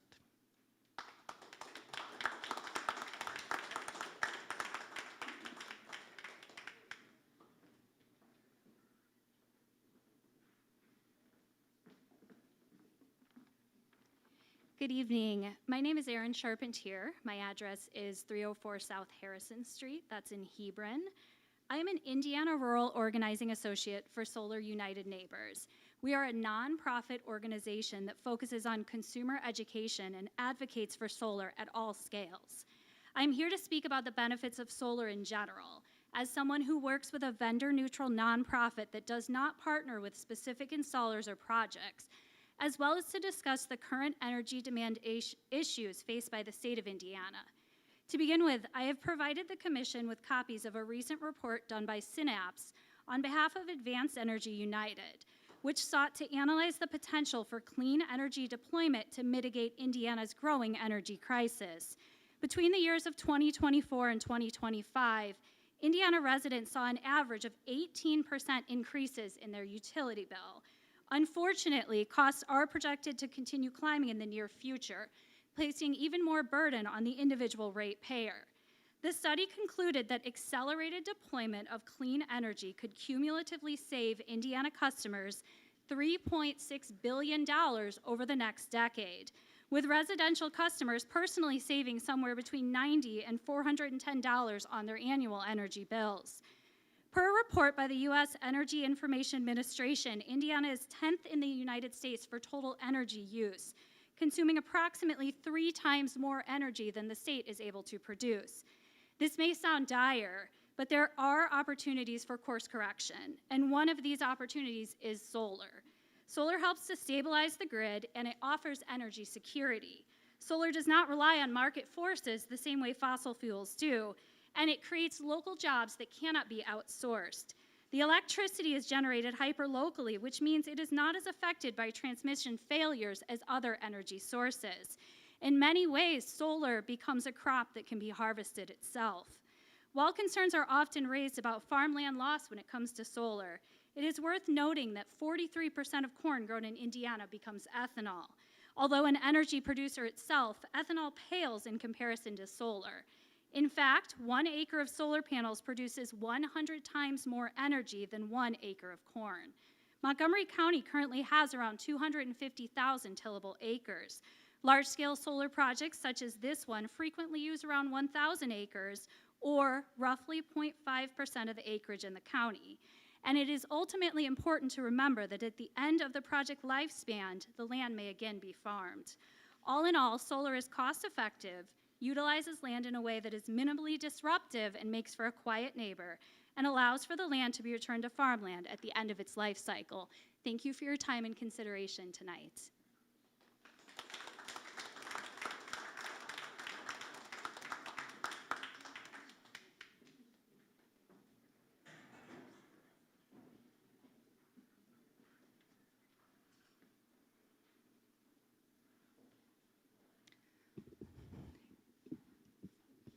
Can you all hear me? Oh, okay. I'm just going to read because I'm not a public speaker.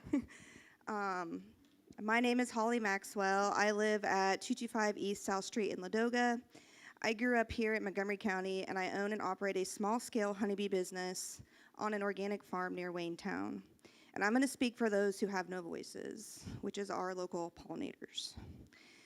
As our community discusses this new solar project coming to town, I want to reiterate the information that has been presented, that solar farms do possess the ability to support local agriculture and ecosystems when they're managed thoughtfully. As mentioned earlier, NG plans to plant a dense perennial ground cover around and beneath the solar panels. These plants will help stabilize and improve soil quality, reduce erosion, and create a valuable habitat for pollinators such as bees and butterflies.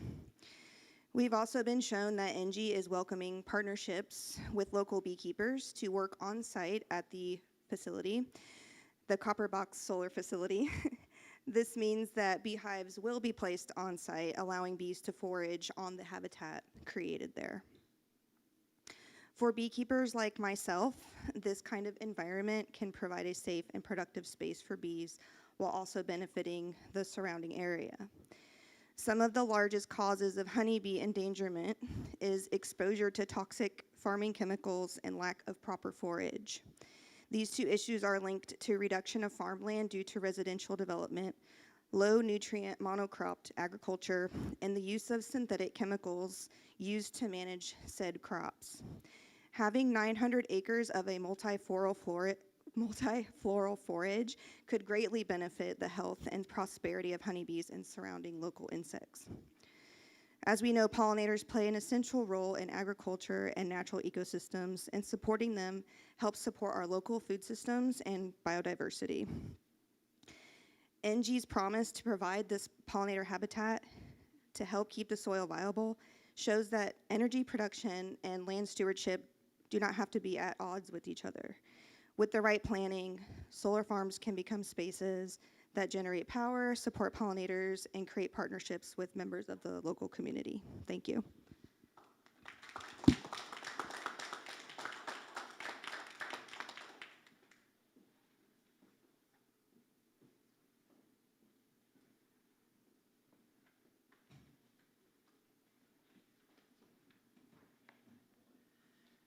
Thank you for the opportunity to speak. I did not plan to speak tonight. I'm going to say everything off the cuff here.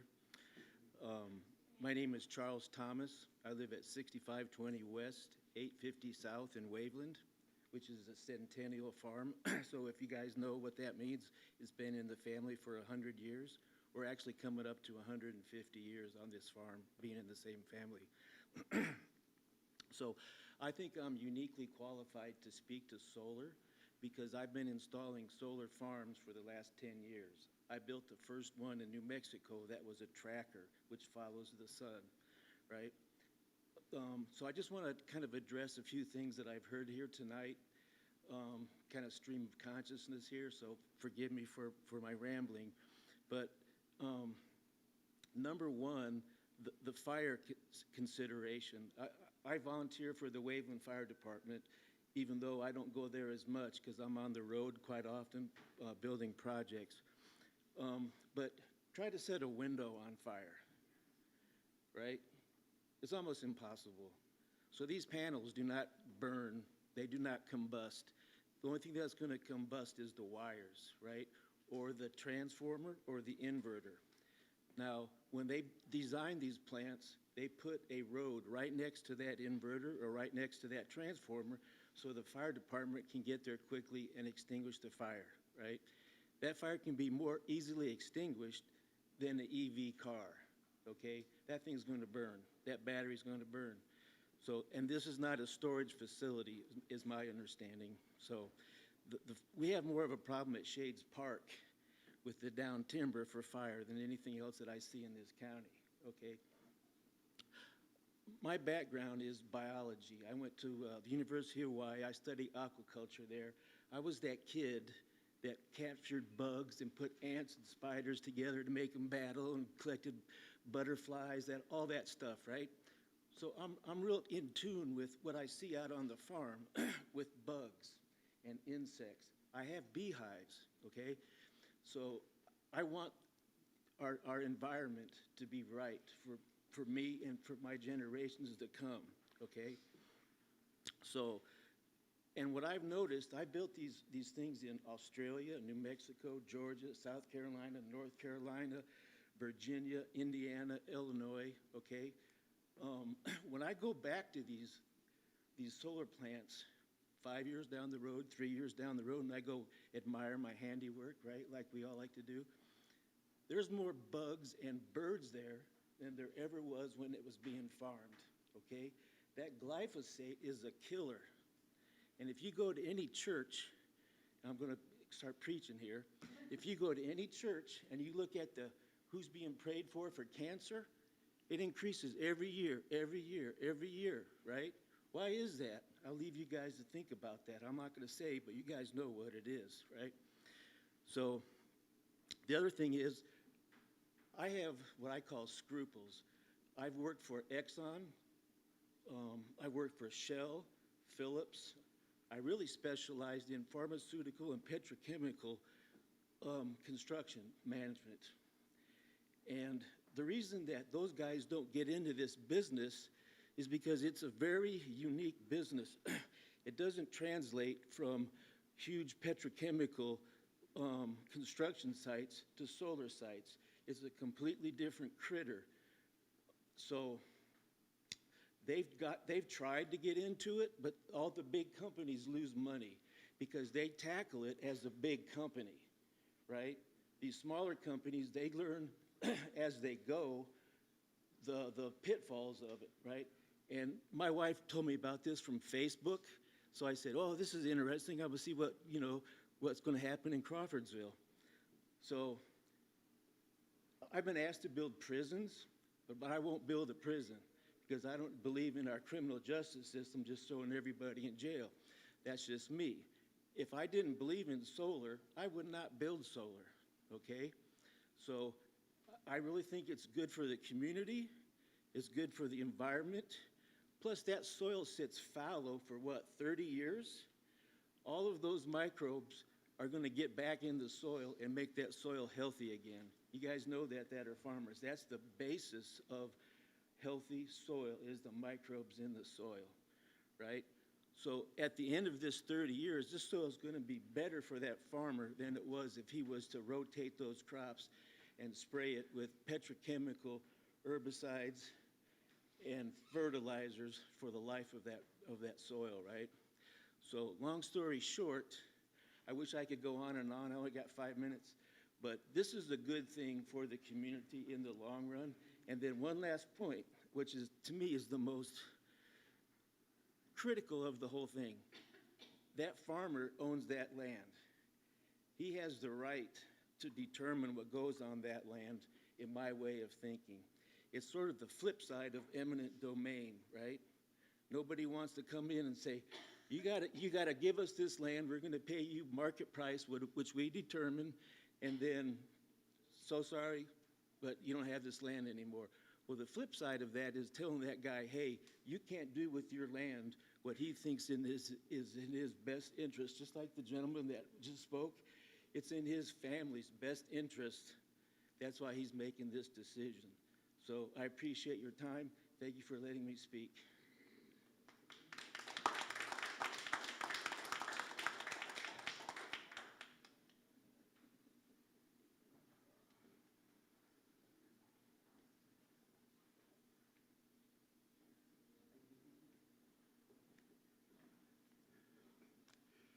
I'm not going to make a hell of a long speech. You people know what you're here for. First of all, I am going to tell you one thing. I'm an old man. I've seen this crap before.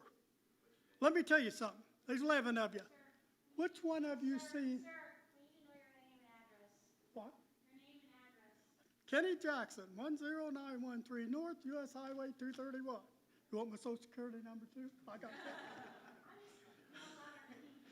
Okay. I was on my way to Lafayette this morning on what we call Ninth Street. Goes to Magna Alumni and Lafayette.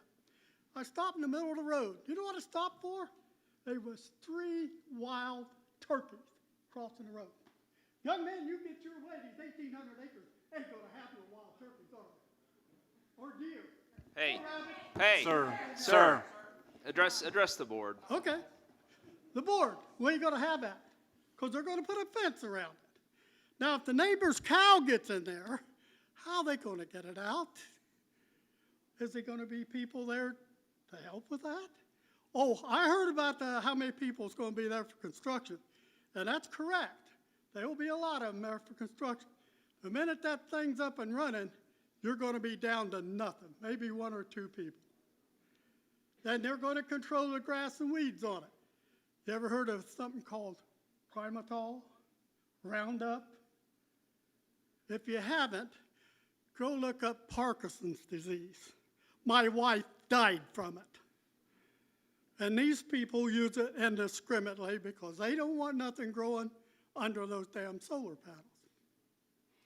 Now, let me tell you something else. Talk about the farmers that's giving their land up for it. Paul Harvey used to be on the radio. Paul Harvey wrote a little thing that's called, "And God Made a Farmer." And let me tell you something. These gentlemen don't list under that list. You read that little essay. I was a senior in high school at Indianapolis at the FFA committee meeting when he had got up and read that. There wasn't a dry tear in the damn crowd. All of us boys were there wanting to be FFA boys. We all wanted to farm. And I did. I grew up on a farm at West Point. I farmed till 1983. Politically, I couldn't farm anymore because I got tired of every time I looked like I was going to make money, some politician would pass a rule and say, well, we're not going to pay for this, we're not going to do this, whatever. So I went to work for Caterpillar. So you think I'm against advancement? No. I built 10,000 horsepower engines with generator sets on them. I've been in Arizona in the middle of the desert working on them. I've been in New Mexico working on them. I've been in the Philippines. I've been in Guatemala. I've been in Spain. I was in Sweden. I was in Norway. I was in Alaska. I'm not against progress. What I'm against, if one of you can tell me where you've seen 10 acres, just 10, in the last 10 years, 10 acres made. Can't tell me that. God ain't making no more. What we got is what we got to use. You put solar panels on all of it, you won't know where your next bowl of Cheerios is coming from. You won't know where your next cornflakes are coming from.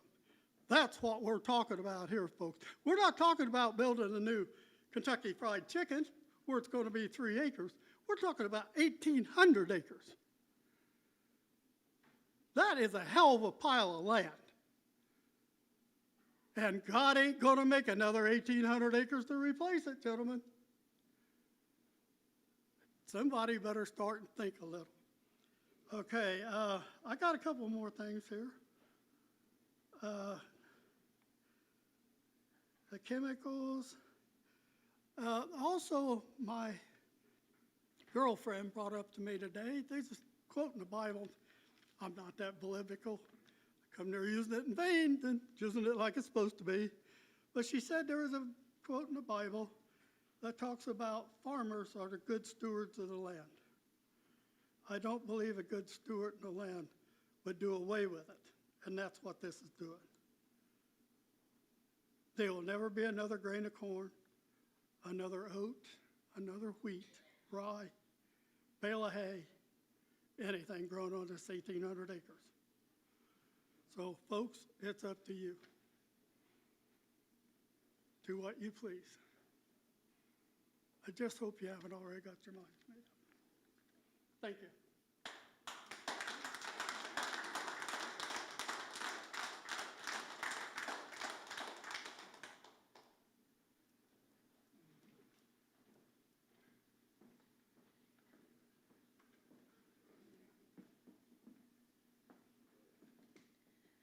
Hello, my name is Abby Shannon. My address is 1053 West, 850 South in Union Mills, Indiana. I'm an organizer for Farm to Power, an organization supporting farmers and empowering their voices in the conversation with renewable energy. But I'd like to talk to you as the person who I was before I joined Farm to Power's mission. I speak as a person who is pro-farmer. I believe in preserving family farms and using diversification to do so. I come from generations of farmers here in Indiana. I've seen record of farmers in my family back to the 1500s. Currently, my dad, brother, 3 uncles from both sides, and several cousins are currently running their own operation. That's something that's getting harder and harder to say because we're losing farmers and fast. Before my work at Farm to Power, I knew personally several farmers with renewable energy leases. I know even more now, and they're all still farming. I've not seen in my work yet a single farmer give up his entire operation because of renewable energy. But I have had to witness farmers giving up their operation due to the financials of farming today. A lot of people will say some of the greediest people in the community are those who sign these leases. The farmers are some of the biggest gamblers in the community, but they're not the greediest. These landowners will spend a good portion of the year afraid of their banker at the end of the year and spend the other portion of the year begging a bank to trust them for just one more year.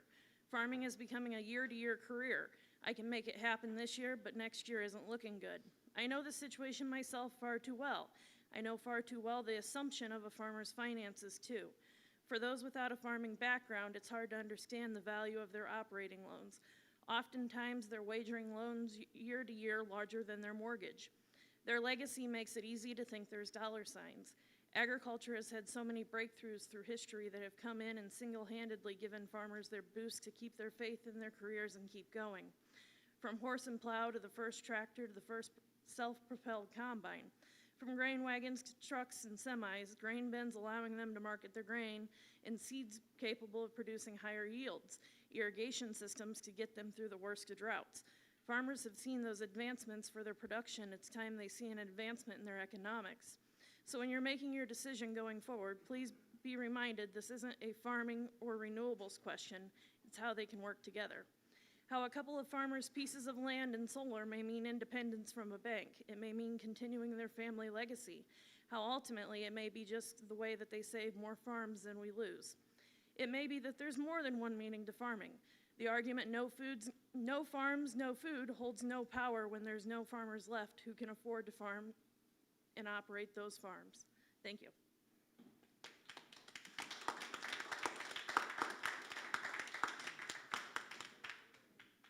Hi, I'm Beth Daniel Lindsay. My address is 2621 South Logan Road.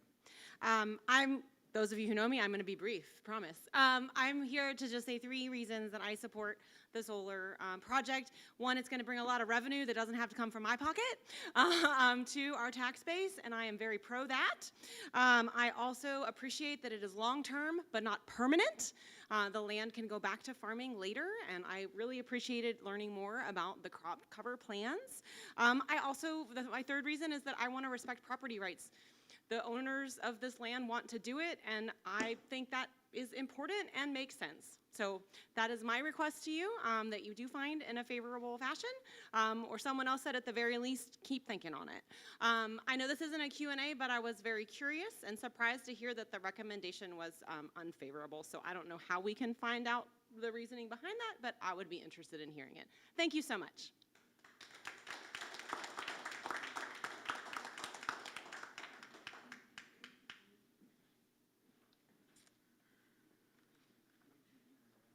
My name is Rick Ward, 8881 North, 350 East, Crawfordsville. I own 1,400 acres, 4th generation farmer, just directly east and directly north of this proposed project. That gives me about 1.5 miles or 1.75 miles of shared property line. I'm just going to say it, I'm against this project, which is probably going to surprise some people in this room. I have concerns about weeds. The water hemp produces 300 to 500,000 seeds, according to Purdue University, one plant. I have concern about fire. Not too much. I know they can't burn really well, but if you do have one, standing corn burns pretty fast with a 20-mile-an-hour wind, and I'm directly west of that. Directly east of that, I'm sorry, westerly winds. And I hear the land preservation, that this won't stay, this can come back. It can come back into agriculture, sure. But we sit on some of the best land right now in Indiana, bar none. It will never get back to that degree. You can bring it back into agriculture, But it won't produce 280 bushel corn. It won't produce 80 bushel beans. It just won't, because you'll have lack of topsoil, even though they are not going to move it all. I'm glad of that, but they're still going to move some. And you don't create that in a 30-year period. It's created over hundreds of years. I can go to my field right next to this, and I have 8 inches of topsoil. If you, when you remove that, they're going to remove the panels, they're going to remove the supports, yeah. But there'll still be things left out there, nuts, bolts, I don't know how they put them together, pieces of metal. Why? Because, let's be honest, we're human. When we go out there, it's, hey, let's get it done. Let's do it fast as we can, as cheap as we can. So there will be some things left out there. There just will be. Compaction. There's going to be roads. I'm probably one of the main reasons you have zoning in this county right now, me and several landowners. Because 10 years ago, our farm was signed up for wind turbines. Got zoned out. Hey, great. I'm fine with that, because you had a plan. You followed that plan. I don't have a problem with that. But I can go and take every one of you out there today and show you exactly, they had dug holes on my ground, no windmills, and they put driveways in. And I can take you out there right now, 7 years later, and show you exactly where that compaction is. And I till it, deep rip it every spring and every fall, and it's still there. And it's usually 50 to 60 bushel less. So while you can put it back into agriculture, it's never going to return. Let's be honest, it's never going to return to what it is. You're going to get pressure. You know this from Lebanon. LEAP project, 9,000 acres. They're going to put under whatever, Meta, Lilly. There's going to be people that want to move here because they don't want to live over there. They want a place they can afford.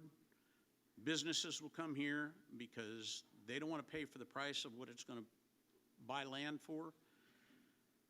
Department of Transportation is already telling you you're going to have that because they're modifying 32 on the way over here.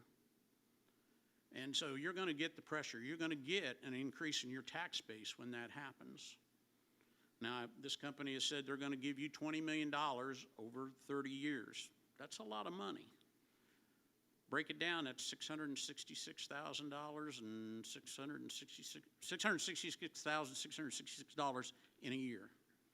That's still a lot of money, but when you start figuring out what it takes to pave a mile of road, to put up a bridge, to have an ambulance service throughout the county, to help your volunteer fire departments, that money goes pretty quick. They're paying the farmer 4 times what he can make an acre. I think they ought to pay you 4 times what they're telling you they should pay you. That's fair. Because, it's going to take money. There's no question. It's going to take county money. You have a plan. You developed it. You have, let me touch on one other thing. You call it an agricultural overlay. I get that. It's a technical term. But it's industrial. It is what it is. It's an industrial facility. And there's no agriculture, not really. There's no sheep on grazing. There's no cattle grazing, nothing like that. I love the fact that they're going to have habitat, but that increases my insect pressure. So you're going to have a plan. You have a plan. You have industrial, you have commercial, you have residential, and you have agriculture. And there's a lot of people that want to move into this county in the future. They don't want to be coming over here and going, oh, hey, I'm going to have to maybe worry about a solar farm, or I'm going to have to worry about a data center. You know where they need to go. This is an agricultural area. And I think that's what the plan says, what's best for that area. And it's agriculture. I just ask, I appreciate your efforts. I just ask that you stick to the plan. That's what we've all talked about, and we can all sit here and dispute what I say, what everybody else says, but the bottom line is, we have a plan, and as a county, if we want to grow and be considered for growth, we need to stick to our plan. Thank you.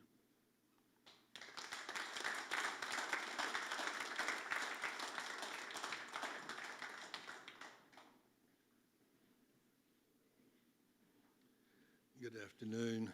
Thank you, Chairman, Commissioners, for letting me speak. My name is Chris Sandifer. I live at 3118 Green Road, Spring Oak, North Carolina. I'm here on behalf of Copper Box Solar.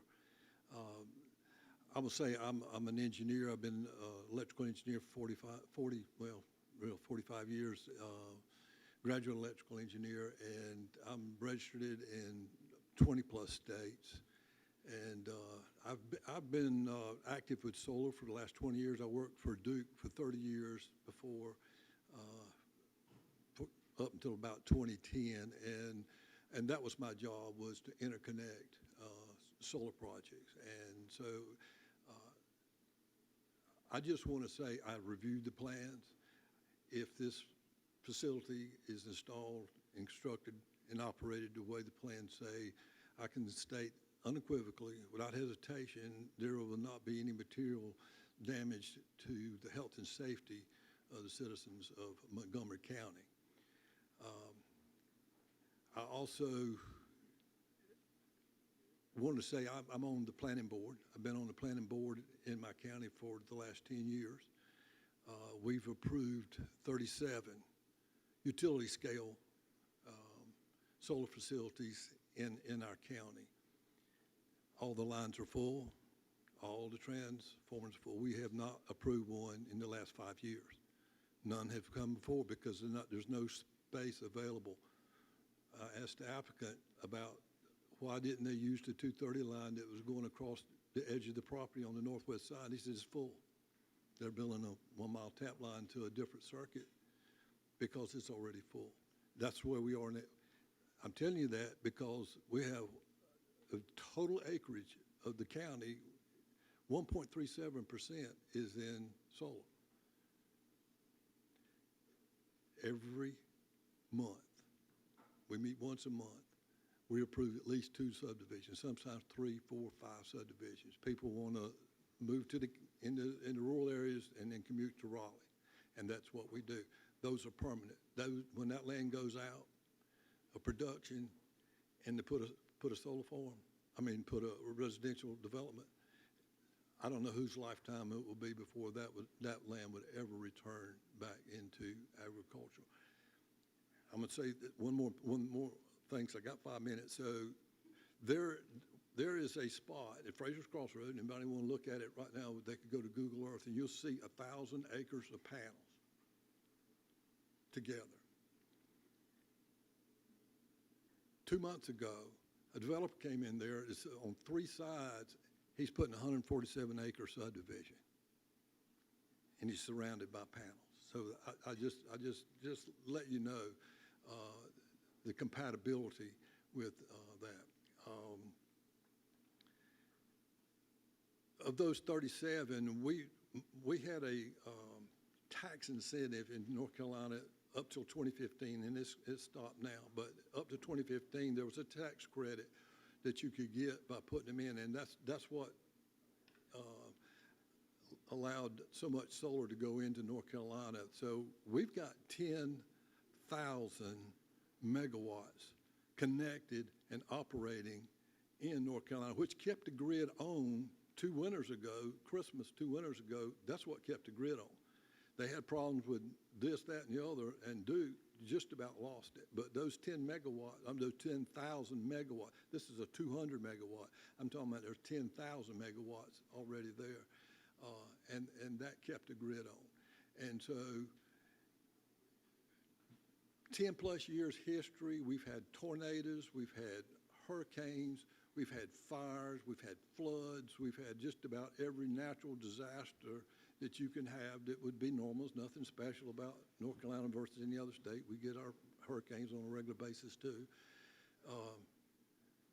There's no impact. There's been no documented impact for the health and safety for these facilities. I'm a farmer. I got 100 acres of mine, and I do appreciate what some of these guys said. I got 100 acres under panel that I lease, and I do that because it's steady income. And I wouldn't say anybody else needs to do it, but I did it. I would never have done that if I thought it was going to hurt the soil, hurt the resale, hurt my neighbors, or impact my children. They're going to inherit it. And so if I would not have done something that would have hurt them, I just would not have done it. We have had fires. I'll tell you what the Nash County protocol is. They don't go in the fence. All they do is contain it. They disc around it. The worst grass fires, they happen. But if you keep your fuel load where it needs to be, it just burns under the panel and burns out. It doesn't hurt the wiring. It doesn't hurt the panels. The transformers out there, the same transformer that you got serving this building right here, it's the same kind of transformer, except for these guys probably using an inert fluid in it. And those transformers out there that the utilities do not. They use mineral oil. And so I just want to say, I'd be glad to answer any questions you might have, technical questions, because I've installed them, I've removed them, I've connected from the utility side. I'm an electrical contractor. If you had any questions, I'd be glad to answer it. But I do thank you for letting me speak. But I would ask you that you would vote in affirmative to recommend this to the Board of Commissioners. Thank you.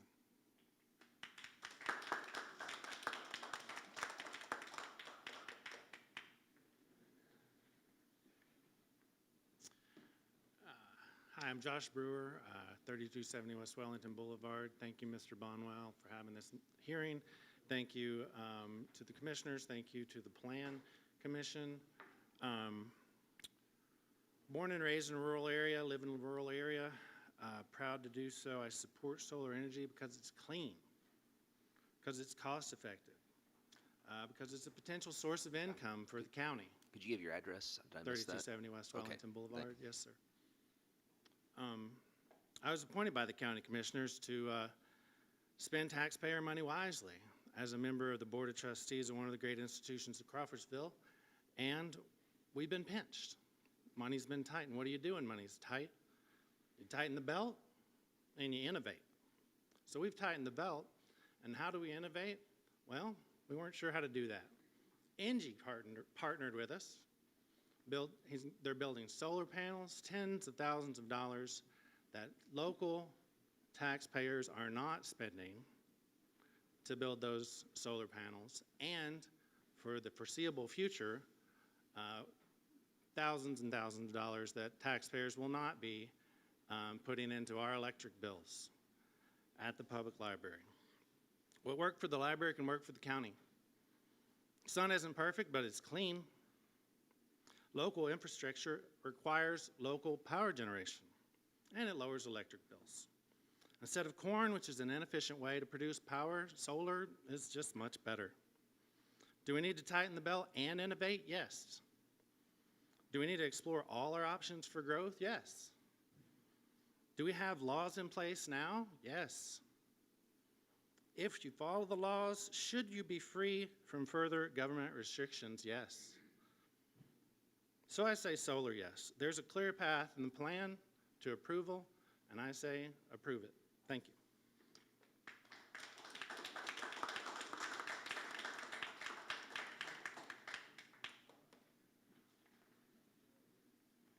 Good evening. I'm Connie Neininger, and I reside at 3129 North, 400 East in Monticello in White County. And I work as a consultant across the state, providing facts on renewable energy and also on rural economic development for value-added processing. So I work to share my knowledge. There's 3 key points that I want to make this evening. 1, your comp plan is a guideline. It is not a law.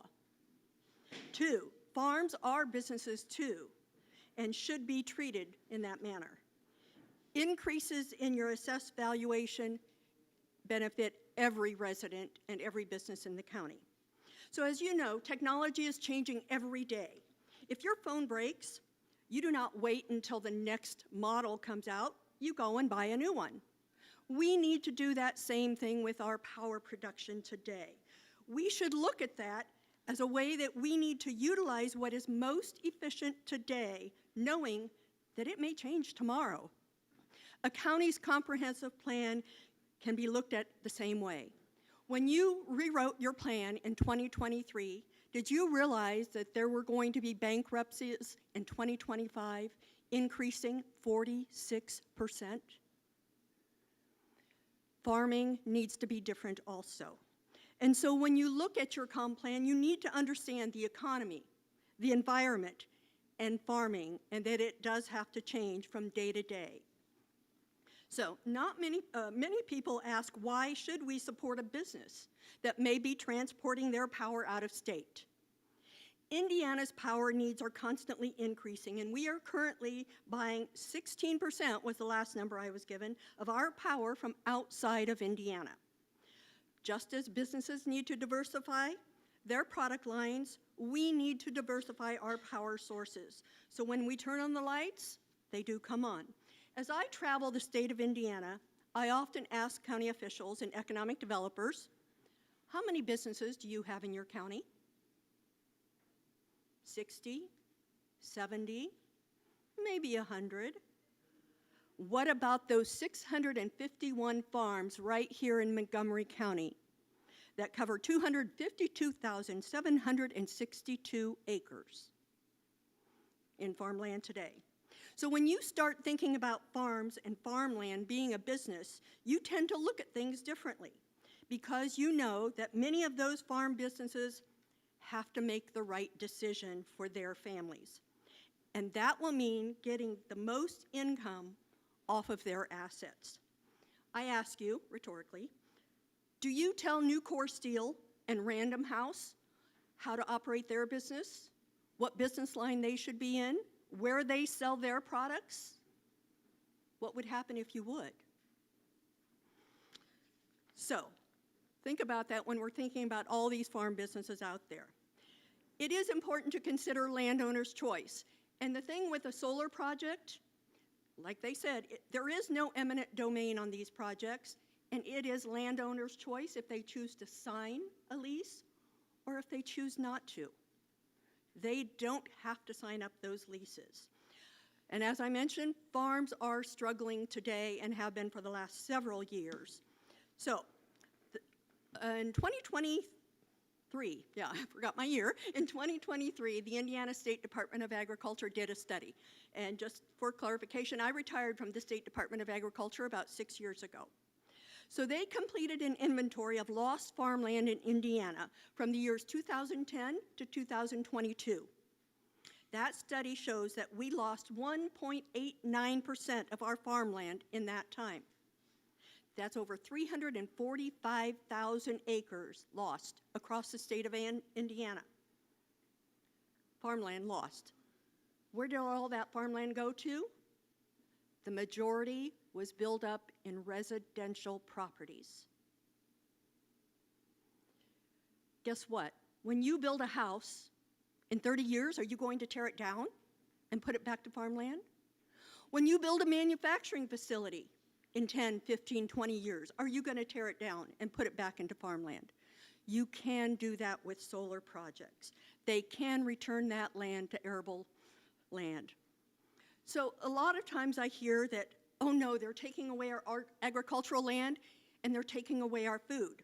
As was mentioned, in 2024, 43% of Indiana's corn crop went into the ethanol industry. 25% of our soybean crop went into the biodiesel, transportation fuel. With all the electric cars today and those increasing, if we are producing solar on those same fields, we are still producing a transportation crop.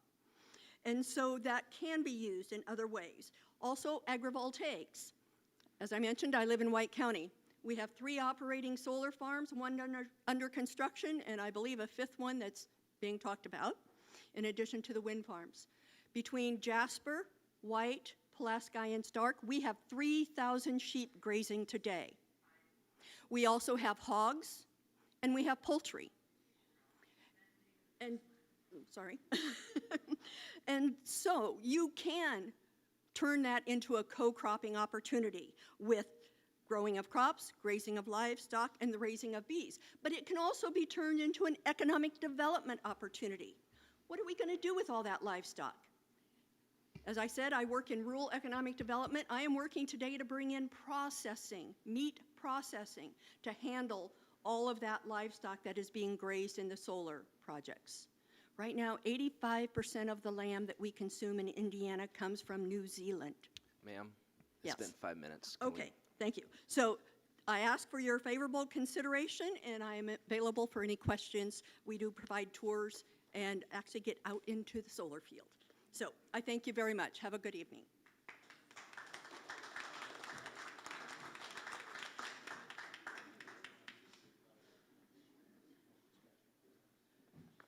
Hello, my name is John Smiley. I reside at 1014 West Main Street here in Crawfordsville, Indiana. I speak on behalf of myself and the League of Women Voters of Montgomery County, where I serve as a board member and the chair of our climate team. We are in support of the Copperbox Solar Project for the following reasons. First, property rights. Solar is a legal, non-emitting, virtually silent land use. We see no reason to deny landowners this opportunity. 2, county revenue. The project will contribute $20 million in revenue over its 30-year lifespan. This is especially welcome following the recent state-level tax return reforms, which restrict local revenue options. Jobs and investment, number 3. The project will bring extra economic benefits through over 250 construction jobs and 3 permanent positions.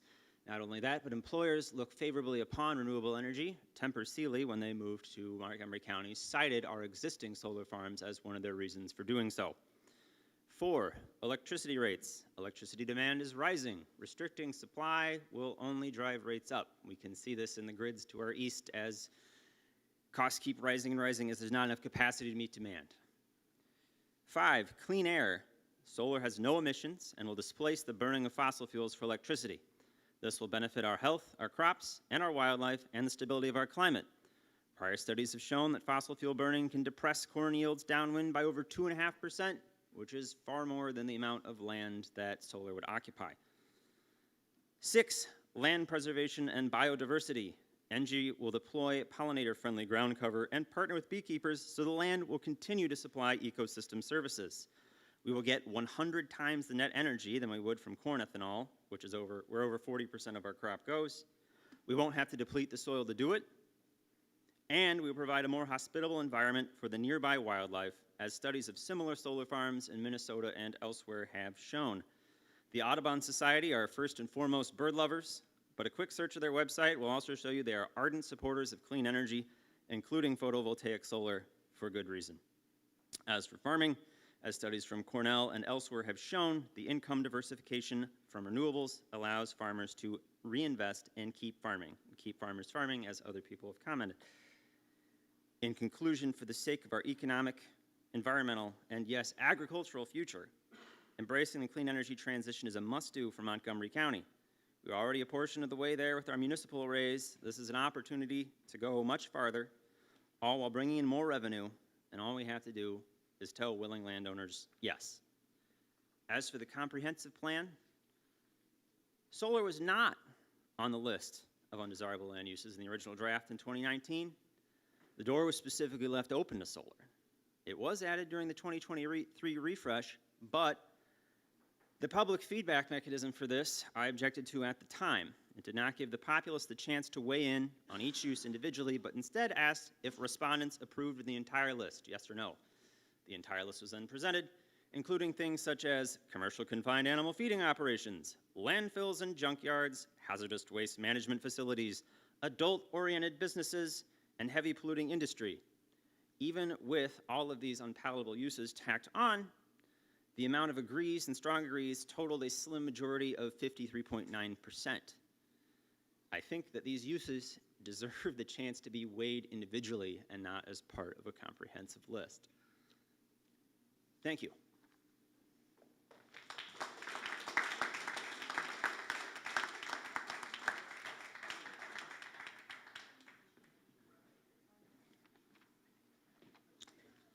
Good evening.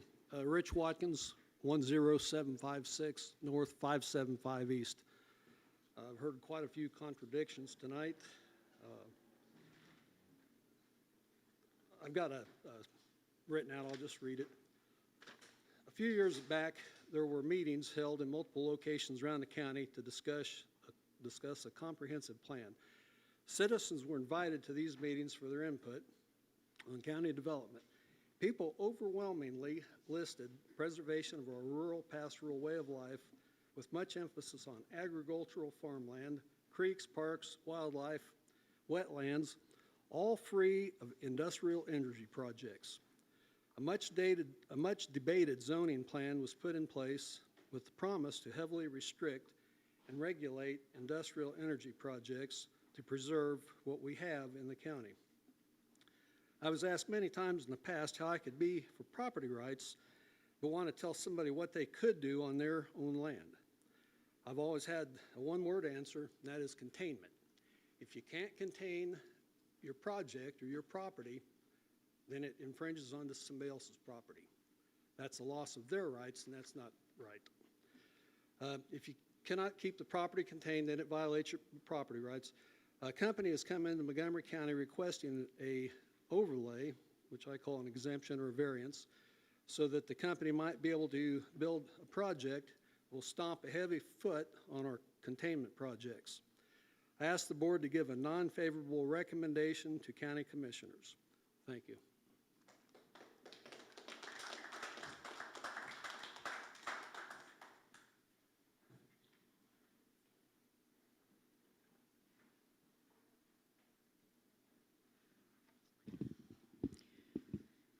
Rita Kirkpatrick, 35 Copperleaf Drive. I looked around this room. I'm probably one of the older ones that's here. And I can assure you, times change. I'm not what I was 30 years ago. And you can't tell me that that ground, after it's set underneath solar panels, is going to be the same as it was before. It just ain't going to happen. I am, in case you haven't guessed, I am opposed to the solar panels. I've heard a lot of statistics. I've heard a lot of explanations. I've heard a lot of stuff. But you know, the one thing that I find a lot of humor in, a whole lot of humor, is every time I think about what will the land look like in 30 years? What might it look like? Have you thought about it looking like that? It could. I don't know. There's only one person that knows that, and he's in charge of this whole universe.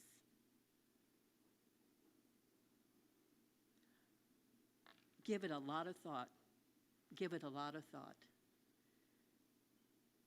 All the statistics in the world aren't going to make something right. They may not make it wrong, but you can bet it will change. Thank you.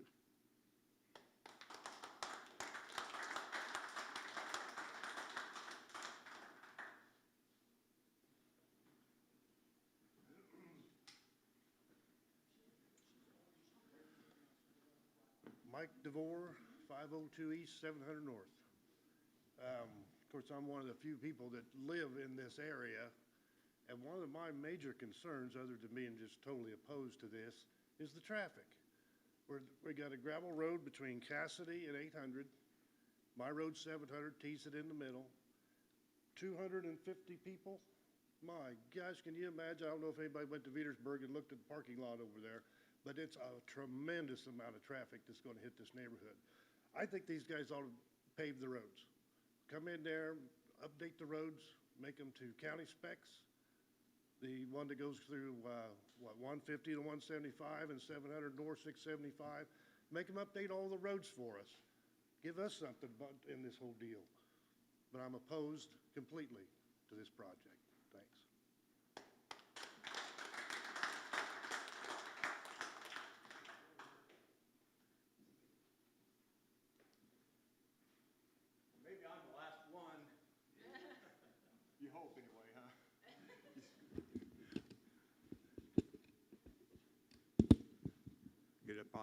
Mark Smith, 1925 East, 800 North. I'm sure by now you've heard enough statistics and facts and things like that, and you're all starting to look a little dazed. And I do want to compliment on your bladders, too. You've been sitting up there for almost 3 hours, so yeah. Tom's tapping on his watch. But no, I'm going to tell you how this is going to affect me personally. I used to farm. I kind of retired now, but the biggest part of that ground that is being leased right now for the solar, industrial solar park. And that is some of the best ground in Montgomery County. I can say that because I used to do that. And it's a shame that to see it use something for what God intended it to be, that's being farmed. How it's going to affect me personally, you know, I love the landscape. I live in the house where I grew up on. And to imagine looking out and seeing that different than what it was from ever since I was born. So it's going to be tough to see something like that change that dramatically. Many of you know I raised a pretty good herd of llamas. In fact, this last year, I think we had the highest selling male and female in the country. They don't take heat very well. So I've heard that it takes, you know, if I could imagine that field just south of me being full of black pickup trucks, and you get a nice 15-mile-an-hour wind, and the temperature is 90 degrees, it's going to be, they say it could be 115, 120 degrees with that heat coming off of those, you know, and I'm just directly, my house would be maybe 200 yards, 300 yards, I think, from that, the closest of the panels.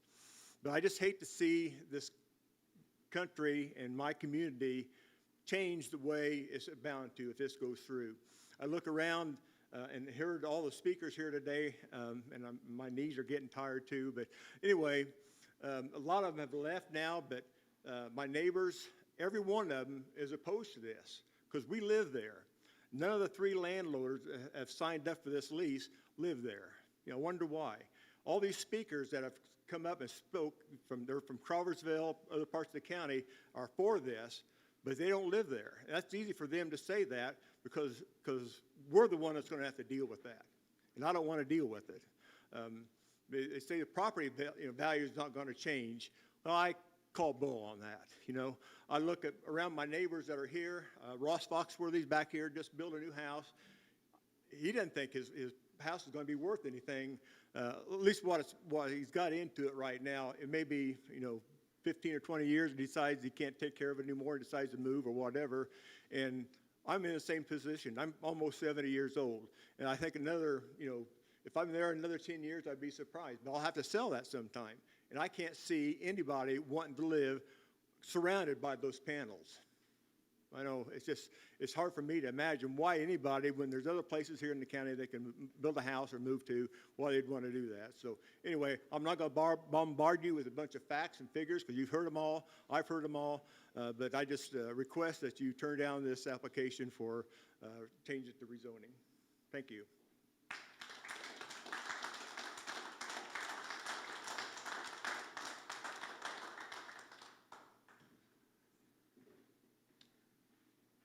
Just checking to the line. Hi, my name is Rich Kirkland Appraisals. My address is 9408 Northfield Court, Raleigh, North Carolina. I was hired by Copperbox to do the impact analysis that was part of the package, and I understand that property value was really not much of an issue. I was considering not even standing up, but I figured after that speaker I better address a few issues. I know the staff agreed with the findings of that impact study. Just that I would go through for a second my credentials. I'm state certified in Indiana and about 17 other states. We do impact analysis in lots of states. We've worked on solar specifically in 28 states. But we do impact analysis on everything from schools, churches, gravel quarries, all kinds of uses. When we do those, we're doing what's called either a sale-resale analysis or a matched pair analysis. We're looking at sales of properties next to existing use, in this case solar. We're looking at actual sales of homes that are next to those and trying to determine if there's any impact we can measure in market activity. Sale-resale is really the best way to do it because there's no appraiser judgment involved. We find a home that's sold next to a solar farm. We go back in time before the solar farm was even announced, find the prior sale, and we just look to see, did that home appreciate at the same rate as everything else in that MSA during that same time period? We can even nail that down to the zip code and look to see, did that home appreciate just like anything else in that area? And we've got multiple examples of that in the project here in Indiana and in adjoining states. We've got this data nationally. We also do matched pair analysis where you look at home sales that are next to a solar project, you compare them to similar homes that sold in that market in the same time frame, but just aren't next to a solar farm. There's a little more appraiser judgment in that, which is why I really focus on the sale-resale, but both of those approaches are being used in that report you've got. We interview the brokers involved. You can see that the brokers we've interviewed in these, not a single one of the brokers we've interviewed in Indiana or any of the adjoining states have identified any negative consequence from being next to a solar project. And when you talk to a broker, it is very important you talk to someone who sold something next to a solar project as opposed to someone who's guessing. Well, nationally, we have got about 85 different brokers that we've interviewed on this subject. 2 of them have identified that they thought the solar had an impact out of that 85. One said it was because the roads were damaged during the process and that they sold it during the construction. She also indicated that that same home, she thought it would have no impact once the project was complete and they repaired the roads, which was required by the solar ordinance in that area. That same broker confirmed another house nearby that was near a different solar project and also identified no impact there. So the other broker that identified a negative impact was in Louisiana, and she actually didn't understand that the property she sold was actually a farm structure that was converted into a house. And so we had some disagreements on that, but that, for full disclosure, those are the 2 out of the 85 that we've looked at. We've interviewed assessors across Indiana as well as other states. We actually just recently updated the survey of the assessors in Indiana. I have not yet heard from the Montgomery County assessor yet. Hopefully they will reply to me soon. But so far, we've got about 200 responses. Not a single assessor in Indiana or any other state has indicated they make any adjustments for properties adjoining solar projects. There's no basis for it that they've identified. The report includes information on other appraisal studies, national studies, and they all show impacts ranging from plus or minus 5%. They all hover around 0% impacts, and that is the conclusion that we have come across, where we see sufficient setbacks and landscaping screening to protect the visibility, which is really the only concern that most national studies and most that we see as a potential impact is the appearance. And we're seeing homes as close as 100 feet from, when you measure from home to panel, showing no impact on property values. And those are new homes being built at those distances that close to existing solar projects. We have projects in Virginia that we've looked at, over 600 megawatts, significantly larger than this, new home construction being built with solar panels on 3 sides of the development. So it's not impacting development potential, it's not affecting property values, and properties are still increasing in value out there. And just briefly, I know I'm taking a little bit of time, I'm sorry, but we do agricultural and conservation easements as another part of our business. We do them pretty regularly. And when we're looking at those, we see a lot of parallels with the CREP program and the solar ordinances. Instead of having the federal or state government paying the farmer not to farm, you've got a private investor who's paying that, and at the same time, the farm's not just laying fallow, it's also actually working just in a different way. So again, we see that as a double positive on that. Happy to answer any questions later, but it's our professional opinion that this project as proposed has substantially larger setbacks than we typically see and sufficient landscaping to protect property values. Thank you.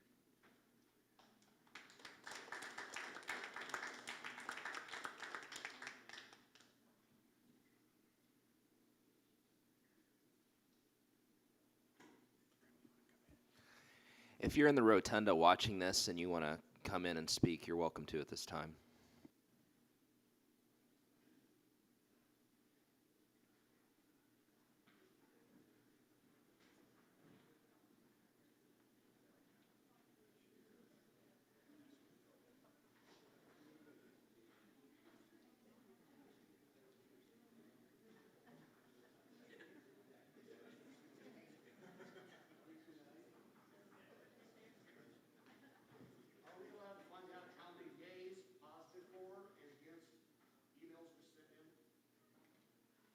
Can you repeat your question, please?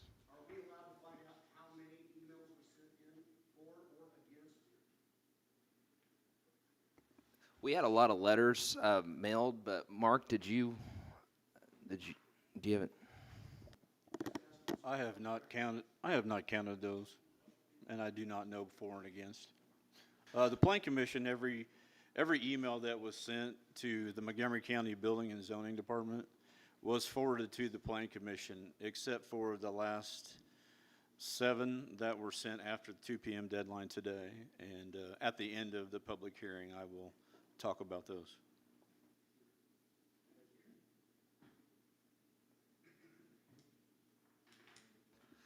Got the thumbs up from Joey. It doesn't look like anyone in the rotunda is ready to speak. Do you have something else, Mark? Okay, as far as part of the public hearing, I do have 7 more that were submitted after the 2 o'clock deadline today, so I did print those off for anyone that wants them.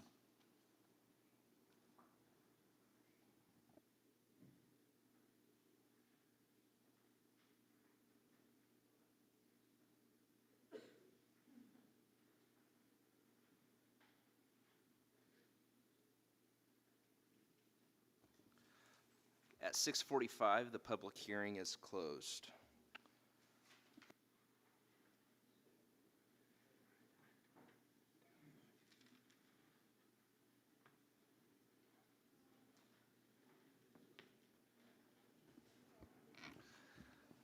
The petitioner, do you have anything in rebuttal to the public comment, the public hearing?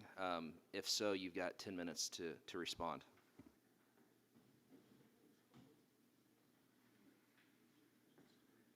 I'll keep it very brief. Appreciate all your time here tonight. Just a couple things. This is really just the first step in this permitting process. We know that there's multiple other steps.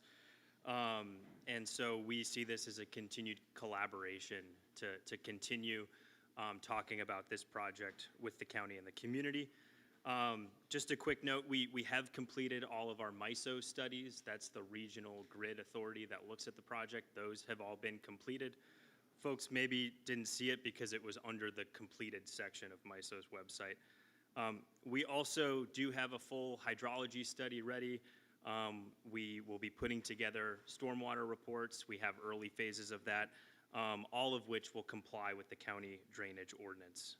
So just wanted to mention those 2 items.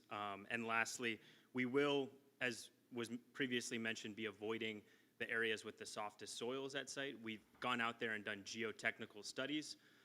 So we understand where our steel piles will be able to basically function and operate and where they won't. And so we've used those studies to inform our design. Thank you. Thank you.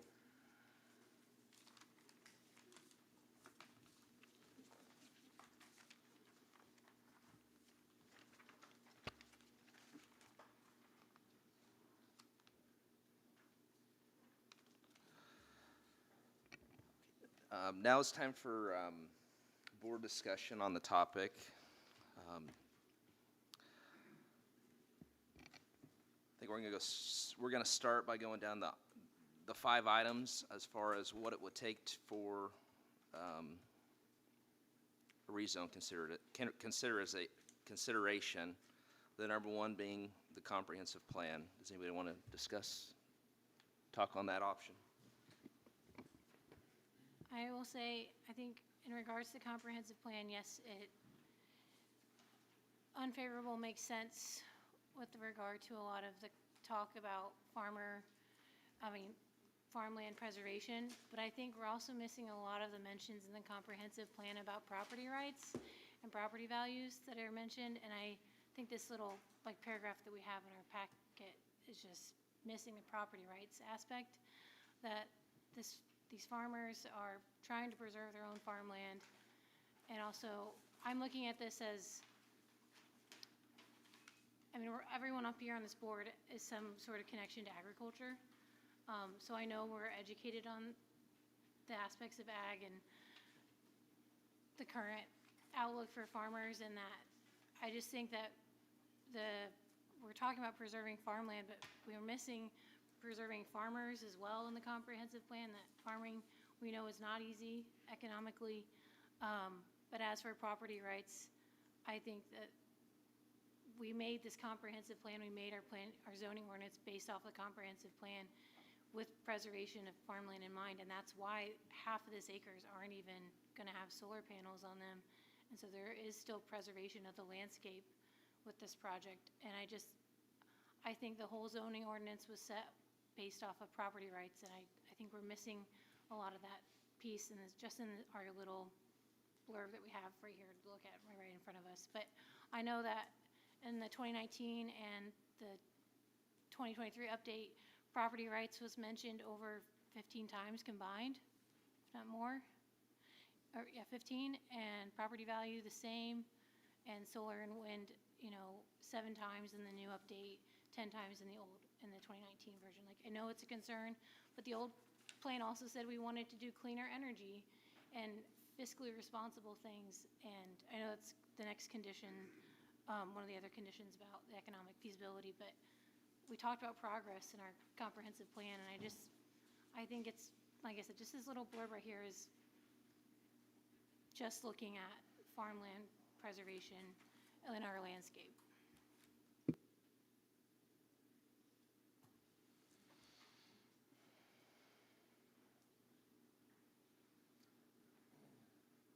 Any other comment? Yeah, I might comment to some of that. I sit in on both steering committees, comprehensive plan, and yeah, there's a lot of discussion about property rights. The issue comes in, and one of the reasons I think it was important to have a comprehensive plan and this group here is so neighbors have a say in it, and I'm all about property rights, but at the same time, you got to think about who it affects and what it affects, and that's where I really appreciate our comprehensive plan. I appreciate this group, and I appreciate the public hearings, because it does. I mean, it gives folks a chance to talk about it, and I really appreciate the professionalism we've had here today too. So, but that's kind of in the initial comprehensive plan. Industrial windmills and solar farms were an issue, and we're still friendly to green energy. There's 2 sets there. There's the solar farms under 8 megs or 10 megs and those over. So, but that's kind of the reasons that we made the changes then. So.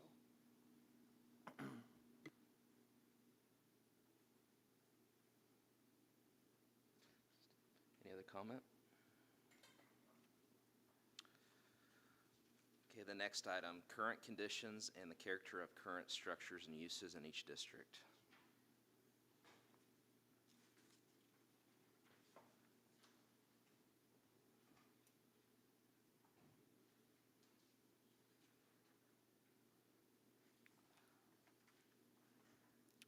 So in Tom's report, or Marc's report, is read what he had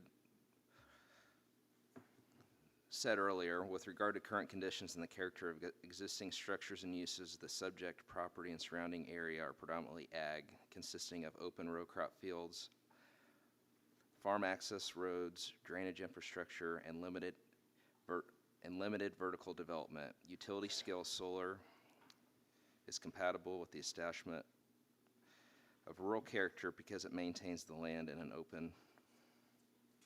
I'm reading the wrong one. I'm reading copper boxes.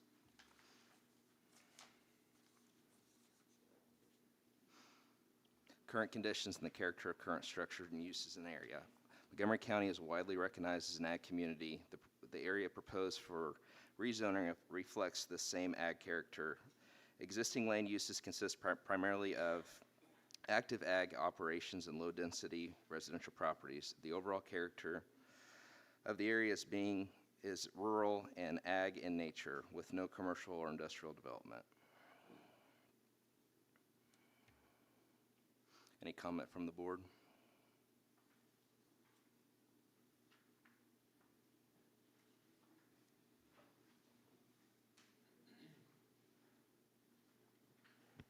guess, Tom McClamroch, looking into the future of, what we want this county to be, only concern I have, I'm not against green energy whatsoever. It's the limiting factor of how many more of these are we going to encounter, per se, in the future is one of my thoughts on that. And then eventually, change that landscape throughout the entire county, not only affecting, the neighbors, but also the ag businesses throughout the county, is kind of my thought. I'm also going to add the comment of majority of the county is prime farmland anyway, so wherever any sort of industrial, any sort of development, it's going to take up prime farmland. So I don't think that should be the only limiting factor that we look at, because any development, anytime we approve anything, it's on good land. Like, we know we have good soil, this is good farm ground, we know this is one of the top producing agriculture counties in the state. We're in the top 7, 5, even we've been number 1 in soybeans in different years. Like, I know this is a high producing crop county, and it's because of our good soil. And I don't want to take away from that, but we also have to understand that anything developed is going to take up good farmland.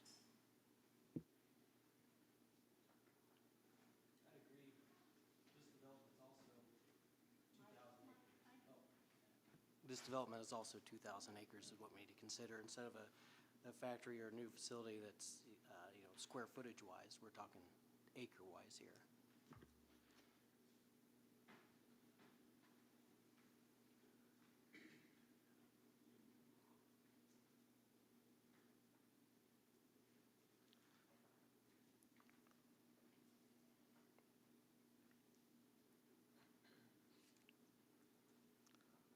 No other comment, we'll move on to number 3. The most desired use for which the land in each area is adapted. The land within the proposed rezoning area is well suited for ag row crop production, which represents the most appropriate and desirable long-term use. The absence of more intensive development is consistent with the land's long-standing agriculture production history of rural Montgomery County.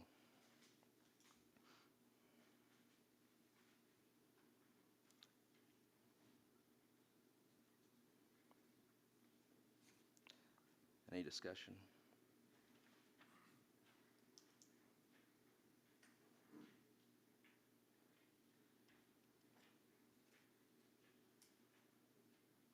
Randy Denhart. Yeah, back to that point, no question that land is highly productive, right? But I know the state went through this a few weeks ago too and talked about marginal farm ground. I don't know what the hell definition of marginal farm ground is. All I know is farm ground that produces is really, really good. But with that being said, I think Marc or someone touched on it too, that the neighbors around this particular project are the ones that are really not going to be benefiting, okay? And it's just one of those things where, does everyone in this room want to look out their window and see that as well? And it's the same way that Rick commented about the windmills a few years ago, and we faced that. So I think the aesthetics part is a lot bigger play than what anybody has talked about today, in addition to the loss of the 900 or 1,800 acres, what do you want to talk about on acreage of farm ground. So there is that play in there that really is not beneficial to those particular neighbors from the aesthetic side of it as well.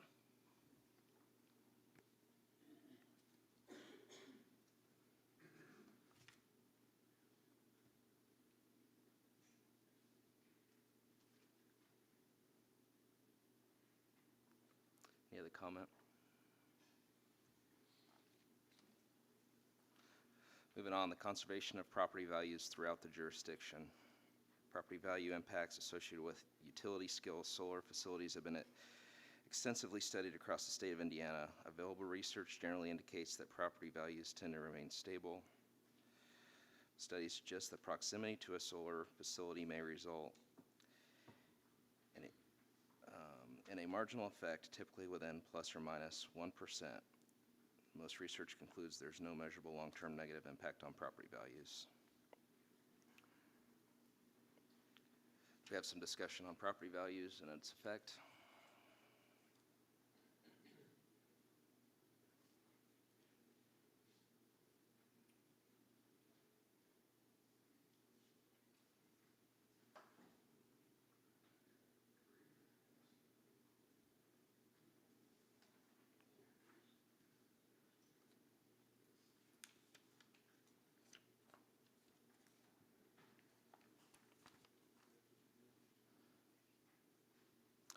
Item 5 is the proposed development, responsible development. The proposed commercial solar energy system facility may be considered in the comprehensive plan as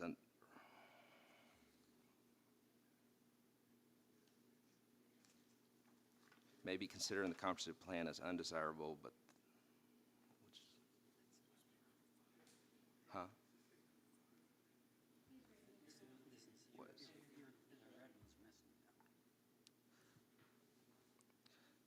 the proposed commercial solar energy system facility may be considered in the comprehensive plan as undesirable, but there are nominal development impacts associated with such projects on traffic, schools, utilities, and other aspects of the overall area. The project's anticipated to have minimal impact on county infrastructure and public services. Its operational footprint requires limited ongoing public resources, and the development can coexist with the broader ag uses in the area while contributing to renewable energy production. Any discussion?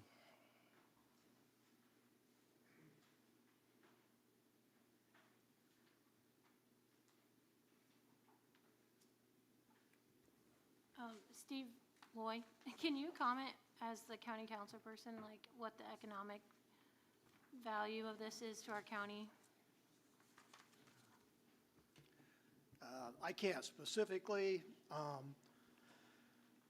mean, I did a little research with the assessor, and, we just don't have enough information. I think the petitioners provided some information.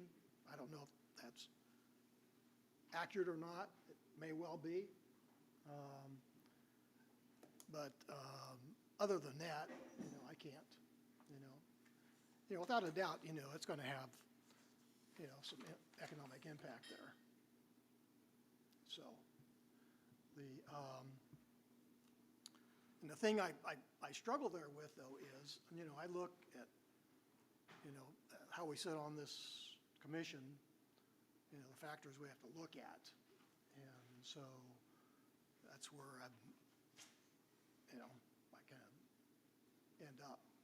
That's what I have to work with, so. Steve, back to that too. I know you and I had talked a little bit too about say 20 million, for instance, divided over 30 years is 663,000, but that's not really accurate, right? On a per year tax benefit? I don't know that. That'd be a question for the assessor. So, but You see what I'm saying? Because the tax rates are different in Madison Township maybe than Union, and it's not necessarily paid out that specific each year? Okay. I don't know. I don't know. Yes.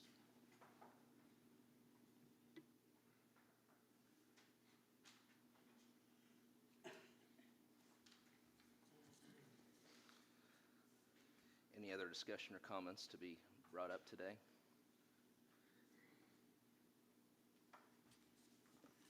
In my mind, the first three numbers here are what we really seem to be putting the most weight into. I don't think property values are going to change that much.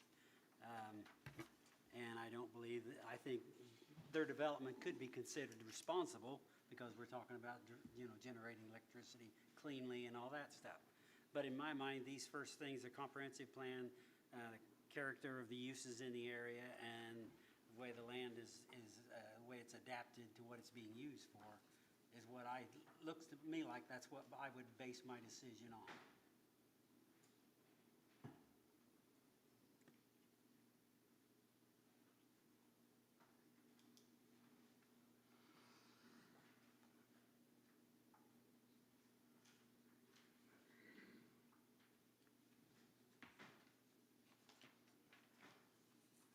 Do we have a motion as far as how to proceed?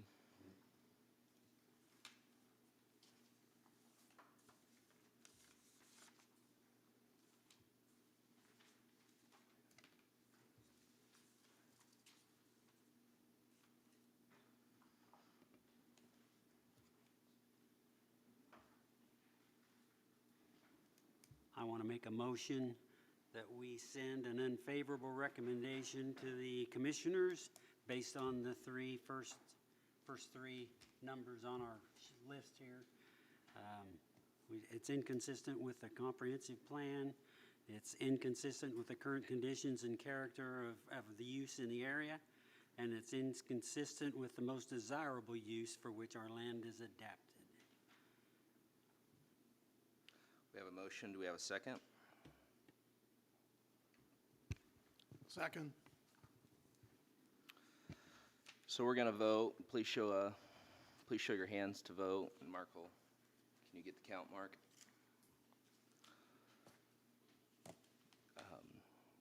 All in favor of sending an unfavorable recommendation to the Board of the Commissioners, please raise your right hand.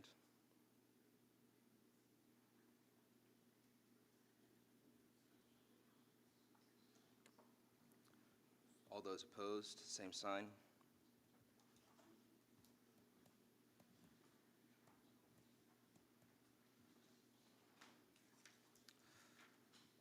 Say 6-2, Mark. Okay. So the motion to send an unfavorable recommendation to the Board of Commissioners has passed 6-2.